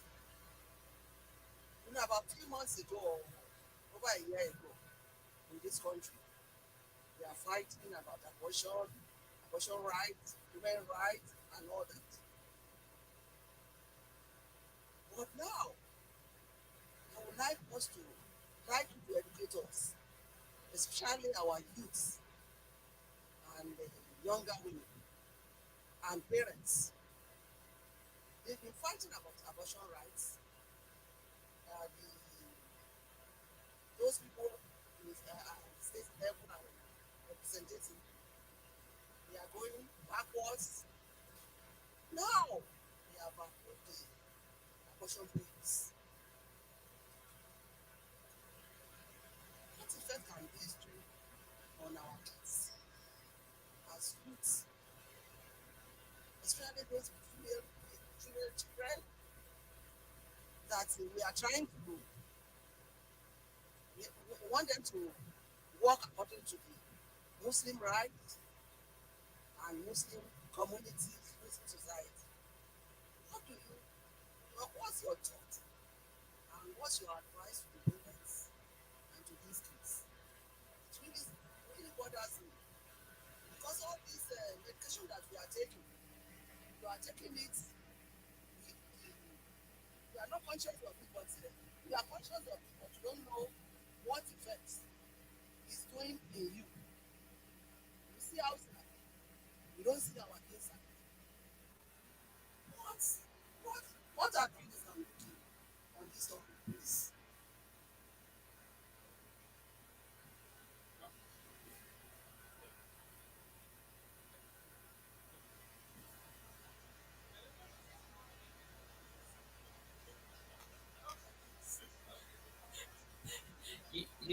You said mother, so I said we alhamdulillah Muslim for cis normative. So I would want to answer that. Oh, as a mother, okay. So I want to make sure that I understand your question correctly, right? Because you mentioned something about abortion, and then something about it was about the birth control pill. Is that what you mean? Or like, okay. So as far as like the effects of the birth control pill, I'm not qualified to answer that. That's a medical question, right? And then obviously we have doctors here that are way more qualified, right? As far as whether it's halal, haram, again, that's a question for your imam, right? Like, is that I can tell you what I know, but I don't want to also cause fitna in the community. That's a question for your imam. Um, as far as my thoughts on it in general, we have to basically measure everything by the Islamic worldview, the Islamic lens. Okay. I'll give the example of abortion. Back in June of 2022, just recently, Roe versus Wade was overturned. So what that means is it's not that now abortion is banned everywhere. It simply means that instead of it being a federal rule, now it is going to the states. And each state will legislate abortion according to its constituency and according to how they legislate things. With Texas, one of the issues was that they kind of immediately, banned abortion almost entirely, right? And so one of the things that we have to look as Muslims is where are the exceptions? Number one, okay, because obviously Islamically, abortion, it's for instance that there is a preference of the mother in a certain case where there's the chance of a baby dying and the mother dying, and that is your preference, right? Is that true in Texas? That's again a legal question that if it's not, does the Muslim have the exception to that rule? As abortion as an overall concept, I think we have to be very clear on that as well. Okay, abortion as a base ruling, the base ruling on abortion is tahrim. It is haram, and then you have exceptions. Many people in the social media sphere online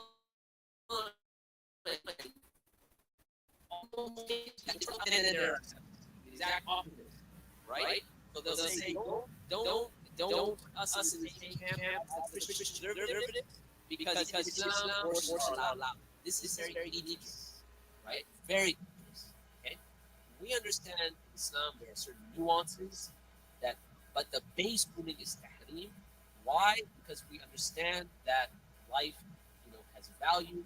That value comes from Allah Subhanahu wa Taala. We have a very distinct understanding of when that life starts from our hadith and things like that. Which, again, when I was speaking about sources of knowledge, the society doesn't have those sources of knowledge. That's why Islam empowers you. You're able to make a distinction to say 30 days, 60 days, 90 days, and so forth, based on revelation. Okay? That being the case, we have to be really careful how we deal with this to understand that the base rule is tahrim, it's haram, and then you have exceptions as opposed to the opposite. Because, you know, what can you can think of a scenario. In fact, we don't even have to think of a scenario. In, I believe it's Denmark, uh, the rate of babies born with Down syndrome, I think, is maybe 1 or 2 children a year. So we have to ask ourselves, at what point does this now translate into appropriate Islamic act to, or what does it translate to an appropriate Islamic act versus a modern form of infanticide? We have to be careful, right? Because society normalizes a lot of things. At the time when the revelation started, female infanticide was very normal. You bury your daughter, no problem. The Quran mentions this, right? So you have to ask yourself, if I was present then and everyone thought it was normal, would I be able to go against that? Similarly, you have a version of that. Just because a child is diagnosed, let's say they can be by way of, let's say genetic analysis, whatever it might be, that this child will have Down syndrome, does that still give you the right to say, okay, we can abort the child? I don't know. That's a question of bioethics within Islam that's very testy. Where does it become infanticide, and where do we say no? It's our whatever test that Allah gives us by way of this child. It's something Allah has decreed. Where's that line drawn? So it's just we have to be really careful in the modern discourse when we're taking on these topics, right? Understand that the baseline is tahrim, and then there's exceptions. It's not the other way around. And then what does that mean ethically? One of the things people have been speaking about is educating the children in the house. I think we really need to inculcate within our children that they are not a minority in the sense of their morality, but rather they have to be moral leaders in society. Why? Because they have access to something nobody else has, and that is revelation. Until you can actually inculcate within a child, within the young person that's growing up, that you are a moral leader, you should be a moral leader. Not saying, okay, here's the narrative, and now we jump onto the bandwagon and say, okay, well, yes, we're going to follow this because this is about rights and so on and so forth. Take leadership in the area of morality. It's extremely important. I'll give you and I'll end with this. So I have 5 children. Unu mashallah, ya Jannah. Okay, good. I got tickets. I was like, oh man. Okay, so my oldest child, he's 18 now, right? So when he was young, I kind of, because of the work that I'm involved in, I was really kind of nervous about these topics, right? Just because I was exposed to a lot of, people leaving Islam, ex-Muslims, all sorts of things. So I tried to really figure out how do I, with this young man, how do I get him to think critically outside of just halal haram, right? And so one of the things I would do is I would offer him various philosophical tasks, right? And give him questions about how would you deal with this issue in an American context. Okay? Alhamdulillah, up to this point, he's kind of maintained that by not looking at things just saying, okay, this is black and white, the society says this, and by questioning things in high school. When he gets there, he said, hold on a second, I don't agree with the transgender movement. Not only Islamically, but there's a whole range of other reasons philosophically, medically, etc., that make it problematic. So even if you were to take Islam out of the picture, which I don't, she says, but you've got X, Y, Z problems. Why? Because from the beginning, I had told him, may Allah preserve him and all of our children. I told him anything outside Islamic worldview, anything, is bound to have cracks and problems. If you dig far enough, you will find it. But it's a matter of digging far enough, right? Al-haqqu min rabbik, فَلَا تَكُونَنَّ مِنَ الْمُمْتَرِينَ. The truth comes from your Lord. Haqq comes from Allah, as my brother had said earlier. Anything outside of that, right? Allah is supposed to manifest, or Islam is supposed to manifest over that anyway. Right? And Allah knows best. All right, we're down to the wire here. We have somebody over here with another question.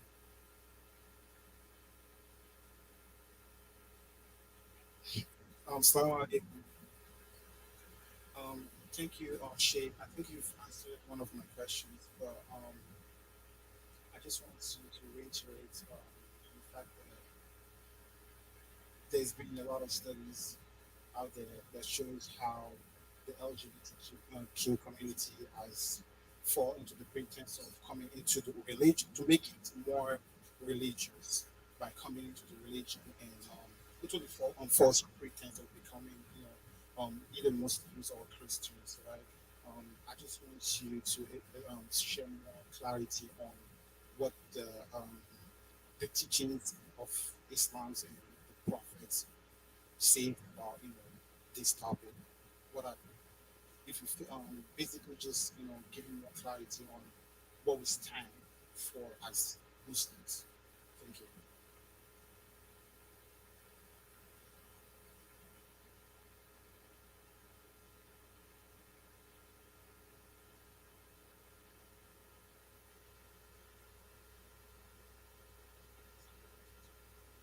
Okay, so real quick, what you asked is another full seminar, right, for the 2 days.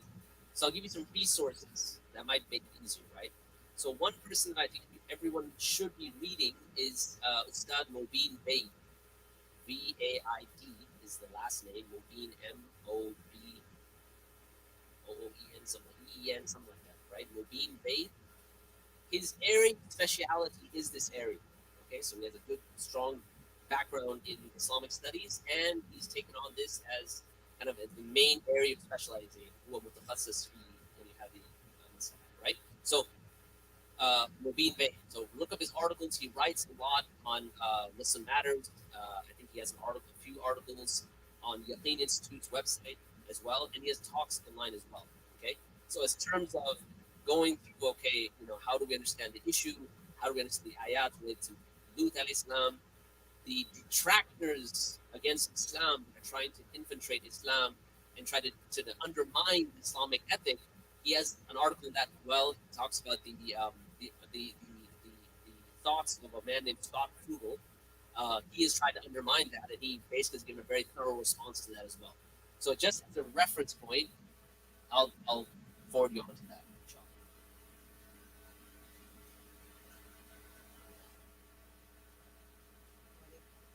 I'll just go to Grandma because I can see that she was a bit concerned about this abortion issue being legalized. Um, it's always a bit concerning to us to have the legal background why we are so bothered about when something is legalized. There has always been abortion in your time. There has always been abortion. There's always been okay. There's always been all this. The only problem is what has come into law. That's it. You know, it, it's always been. Um, as a family counselor back in Nigeria, I there was a man with two wives. He came to us, and then he was complaining about his two wives are Muslim.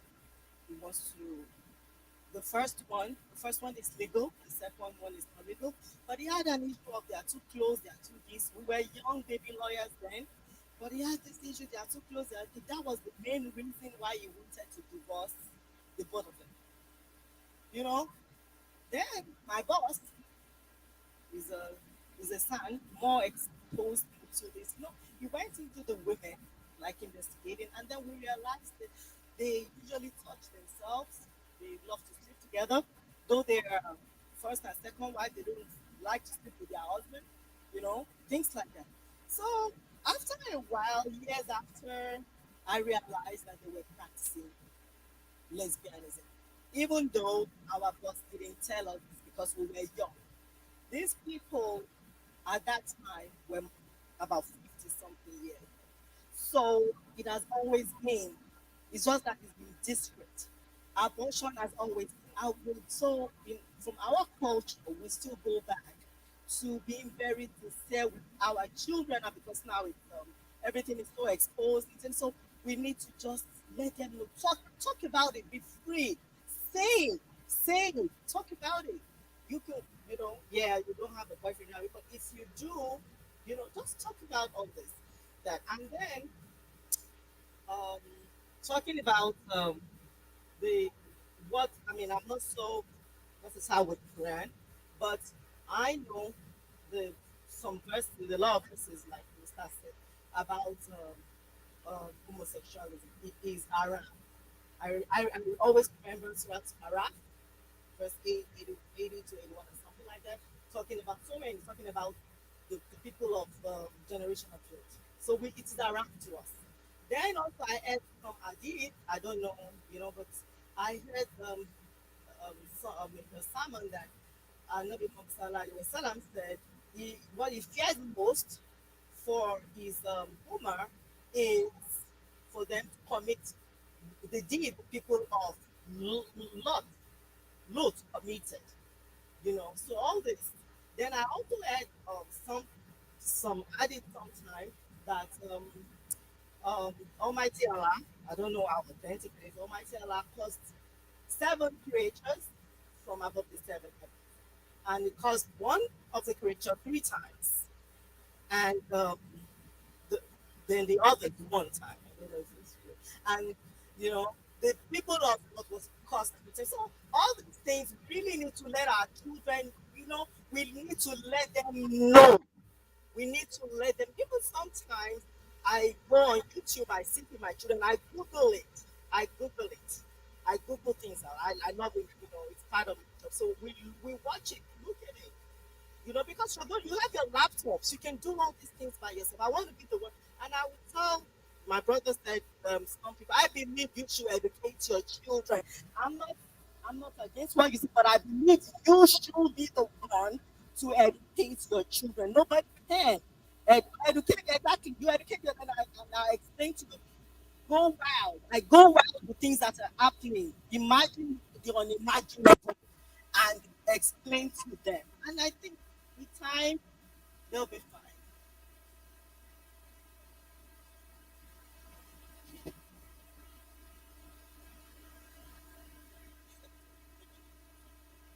Assalamu alaikum warahmatullahi wabarakatuh. First of all, let me thank the whole Chinese for all that you contributed. I've heard you talk about things that kids watch on television, things that the kids see in the movies. What I want to add is that I used to teach at the high school, public high school. So what about things that they see face to face? You see two boys kissing two gay boys. You see two girls kissing in public school, I said, not private. I'm not to private school. So these kids are seeing all this around them. As a teacher then in America, all I can say, oh, stop what you're doing, go to class right now. And I walk away, pretend as if I didn't see anything. These are not our kids. We pray that they will not be our kids. We pray that the kids they will be complete Muslim, that they know Muslim doesn't do that. But sometimes kids are kids. If one, if one of our kids should do this, if one is too many. So let's continue to educate our kids, not just from moms. You know, the moms, the parents will be the first teacher, I understand that. But we Nigerian parents, speaking I'm one included, time when the kids are growing older, we don't really know how to talk to our kids. All we do is tell them, don't do this. It's either you do it, you don't do it, or if you do it, you get a slap in the face. A lot of times that does not work. So I'm appealing to the people that bring our brother here. So if we can organize our kids, especially our young adults, teenagers, to come and actually talk to them, because kids will be just like one of the parents, kids will be curious. Because there was a time at our school, I know you said I should make it brief, when they said they have a committee for gay, lesbian, now they are saying, my God, committee for gay. I want to go talk to the teacher that was over them that why do we have committee for gay? Then they were saying that so they have to put them together, in this country we have to, in order not to discriminate, we have to put them together. So I was there that day. I talked to some of the kids. Some of the kids said they just want to see what it's like to kiss another boy, a boy. And the girl said they want to see what it's like. So in another word, they are being curious. They just want to try. It is not right, but trust me, kids are kids. I have seen a woman, a colleague, that was married. After she has two kids, she said because the husband did not treat her right, she divorced, became a lesbian, and get a lesbian partner. So this is not going to happen in our community. In order for it not to happen, let's let's prevent this. Let's talk to our kids and let's talk to ourselves. Salam alaikum. All right, so I have maybe let's do one more on each side. Okay, one more on each side. So I'm gonna take. Okay, all of it here. Okay, fine. Okay, all of this. Assalamu alaikum warahmatullahi wabarakatuh. I think my mother had talked last. Lord my Allah reward you abundantly. And all our speakers and those who have contributed to this particular topic. My own little thing I want to add to it is because of our cultural background and our peculiar community and where we came from and our Yoruba origination. So this thing that is coming now is like a tsunami that is going to every door. That is whatever Surah said, the end of the year is coming. So we need to change our orientation, the way we are dealing with our family and ourselves to meet the standard of what we are facing. Number one, I want to employ to each family and our father to be role model to our children, especially the boys. Because most of those things that happen that I've I've studied, having this kind of problem, majority of them from broken homes, where the mother is single parents. The only thing they see is women, and they love women, they love the party, they love to go to whatever they're doing. Most of them end in this thing. So we should try as much as possible. Please, let's protect our marriage. Whatever differences we have, Let's have it already play this kid into the world. Already play we are made the part and then come to the world. We should deal with it. So that we not answer to Allah. Because look what could look possible and wrong yet. Then number two, I want to tell us is that we mothers, we need to rechange our thinking and we should let our cultural things, like we Yoruba, we mothers we know we must talk. Because there's a lot of demands on us from the parents, from the family, from everybody, my sister, my aunts, and we will neglect our primary role, our children. The time is changing now. We women, hmm, we should be less working over time. Want to have this when you have children. The work is not our priority. Whatever other places extra we have, if we have young kids now, you need to rethink your agenda. We need to think. The kids are the only way to work on the before they reach teenager, before they meet they will listen to the parents. This time around, we should invest our time in them. Invest our time in them. Whatever children you want to have it attend it at home and let them get the basic before they go to think, before they listen to you anymore. Let's try as much as possible and to expand. Let's try as much as possible. Don't have to contribute to the house so that the woman will be able to stay to take care of this and we will one more also and taking care of it together. Then my own number three is this children, you should try as much as possible. Many people are taking of homeschool now for their kids and they organize a lot of things to make them to know what to do in the society. We should try as much as possible to get a place for them, whether you homeschool together, Islamic school and everything. When you give this our kids to the public, it's like as if they are giving our children to our enemy to raise us. And what then what to do? They go to stand against the deen of Allah. May Almighty Allah protect us from this tsunami. Every family, may Almighty Allah protect every one of us. And may Almighty Allah guide children, our offspring, our generation to come to the path of Islam. Assalamu alaikum wa rahmatullahi wa barakatuh. Okay, last one.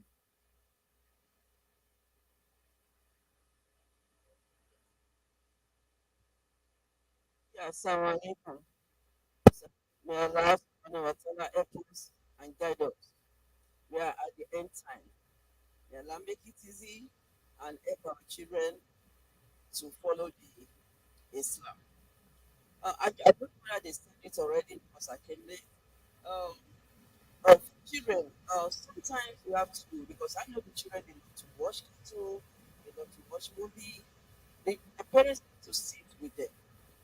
Go, let them listen to them. Let them, they have cartoon in the stories of prophets. Let them watch what happened to people of Sodom.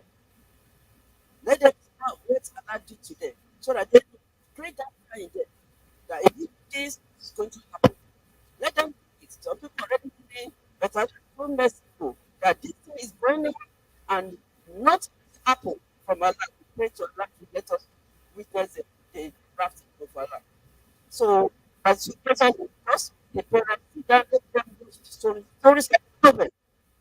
Let them see that this is very funny in them, inshallah. Allah make it simple.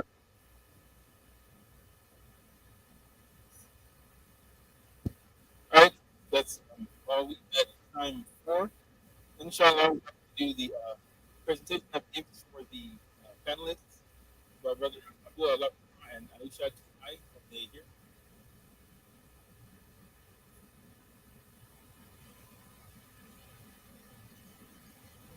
So, I keep hearing people say, I'm gonna say two things. I keep hearing people say, this thing is coming, this thing is coming, this thing is coming. No, it's here. Y'all keep saying that. You don't know which one of our kids is still in the closet that hasn't come out. I'm just saying, it is what y'all keep saying is coming is going to be public. And that number two, when these kids go to school, here hasn't happened yet, but in Canada now, they can, what's it called? They can start going through the, you call it their counselors, start going through the gender assignment and all that without the parents' involvement, without the parents knowing about it. So that's what we can say is coming. But we need to be careful when you say it's coming, it's coming. We need to be active because it is here. want to support one of our mothers about promoting our community schools. Please, the one way in which we can protect our children and help our children is to promote the schools we have. We have some schools here already. We have Atom, we have the TTY, we have the TTH. Let's bring our children together so that our we can teach them the way we want in the way of Islam. Please let's try to promote the schools we have in our community. Then we can be able to stand against any other kids. Thank you.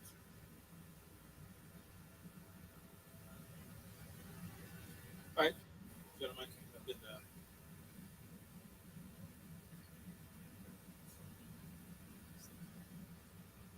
So, on behalf of Masjid-ul, we wanted to thank you for spending your time to come here. We really learned a lot, and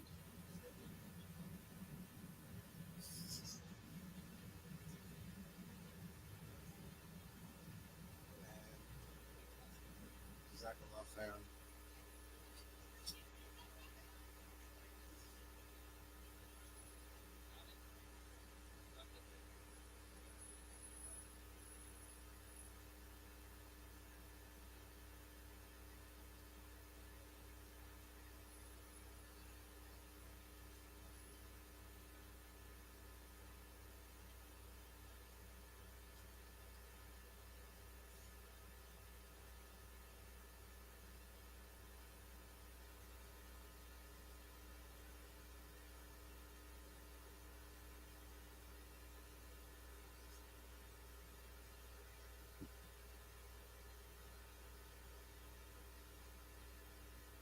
Okay, Assalamu alaikum. So, on behalf of the Mu'minin community, we want to say a big Jazakallah khairan to all of our speakers that came out today. Jazakallah khairan for sharing your hikmah and your knowledge with us. And Allah continue to bless you and with more barakah. So, Sister Farah, if you're there.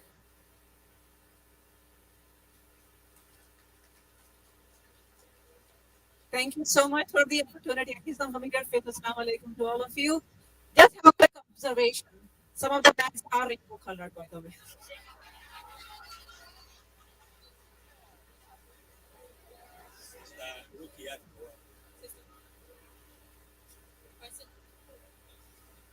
And my sister Nawal.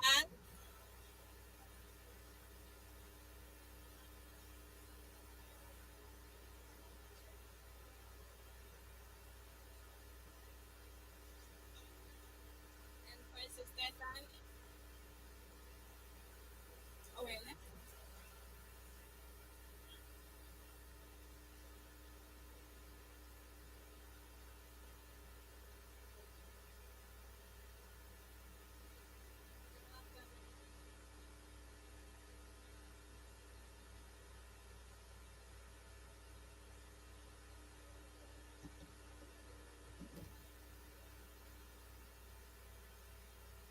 and, and finally, we'll have Brother Michi to come up and give some quick announcements and then give a closing prayer.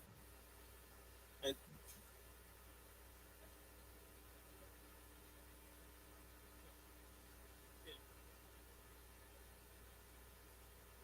Jazakallah khairan for everyone, the speakers, the listeners. We ask Almighty Allah to continue to be with all of us and guide us. Before I make the closing door, I just want to announce because I think it boils down to knowledge that everybody is saying here, being aware. And I used to, when I was young, they always say that knowledge is light, knowledge is power. When you learn, you succeed. When you learn, you achieve. So meaning we are people that of knowledge, alhamdulillah. So because of that, we have so many programs which I like to highlight for our parents. Please and please, if I like you get opportunity to enroll your kids to these programs. Number one is TTY, teach them on. The program is between 10 to 1 Saturdays and Sundays. So bring them. I've been aged between 25 to 30 years, inshallah. And I've been one of the teachers in the principal, and I've met so many from public. I remember one time in Eid, we were talking about Aqidah because we teach 6 subjects. Tawheed, this, Zero, Tajweed, and Quran. We teach 6 of them and Zero. And one time we were talking about that. This girl like, from New York was saying one time, a friend made that to bad to a tree. Like, you don't know what's happening to us. You don't know. So many people come in there, so many ideas, so many insight kids get influenced. So she was influenced and she found out herself to kind of respect the tree because back in your school. So when she learned about he that you do that to your creator, you don't find out that she was kind of a remote state. And as I was going on, she explained herself. I said, well, alhamdulillah, now you so when you bring your kids to this kind of study and knowledge, you learn a lot. They learn a lot. So that number one is TTY. Second one of them is TTQ. TTQ is weekdays, Monday to Thursdays, in the evening. Just like we do the Igbo Bible mirror, just like that. So you bring your kids, they will learn how to read Quran from the basic Alibata and so on and so forth. And then we have the TTH, teach them kids. This kids program is actually combined with educational stuff, the curriculum for high school and middle school. That one is Monday to Friday, it's like normal school. We have classes over there, computers and stuff. So you can enroll them, inshallah. Please enroll them. In addition to that, for those who are kids, don't believe once your kid knows Quran and he memorizes, they're okay. Don't believe that. We've heard so many stories where we pass, they turn to a drug addict. We've heard so many, stories out there in the state where we are taking this like this. So because of that, we don't stop all this program. We have more programs. And number one of them is Arabic, the basic Arabic. So if you're already in the first Quran, please enroll them to basic Quranic Arabic. We have that too. And I'm one of the teachers. So we teach all of these things so that we can be well equipped to face the world and to change the world. So we have to tell that to bless all of us. I know me personally, when I'm in fear states, uh, I remember when I was to the United States, I had to drive from Arkansas down to Texas. I just got my driver's license. So I didn't know anything. I was driving a trailer, lorries, like, honking on me. The only thing I saw that I was so deaf, I kept respecting higher to mercy. So so this thing to me sounds like a heavy load on us for the own practice. So I want us to end this sitting by reciting Ayatul Kursi together, silently opening, and then I'll put the rubber and the below. أعوذ بالله من الشيطان الرجيم بسم الله الرحمن الرحيم الله لا إله إلا هو الحي القيوم لا تأخذه سنة ولا نوم له ما في السماوات وما في الأرض من ذا الذي يشفع عنده إلا بإذنه يعلم ما بين أيديهم وما خلفهم ولا يحيطون بشيء من علمه إلا بما شاء وسع كرسيه السماوات والأرض ولا يؤوده حفظهما وهو العلي العظيم ربنا تقبل منا أنت السميع العليم وتب علينا يا ربنا إنك أنت التواب الرحيم واغفر لنا وارحمنا يا رب العالمين ربنا آتنا في الدنيا حسنة وفي الآخرة حسنة وقنا عذاب النار وصلى الله على نبينا محمد وعلى آله وصحبه أجمعين سبحان ربك رب العزة عما يصفون والسلام على المرسلين الحمد لله رب العالمين جزاكم الله خيرا.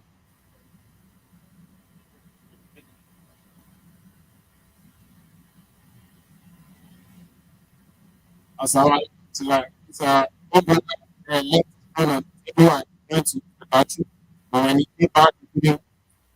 Yeah, so yeah, it's looking for something on. So maybe one of the kids might have taken it, passing it. So please, if a phone is on, let us turn it to our brother, inshallah.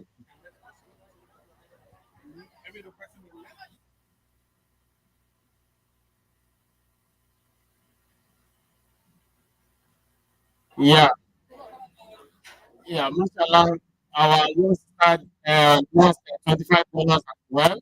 So the money dropped from my hand. So if you can, please let us try to return it So we pray for Almighty Allah to ease our task for us.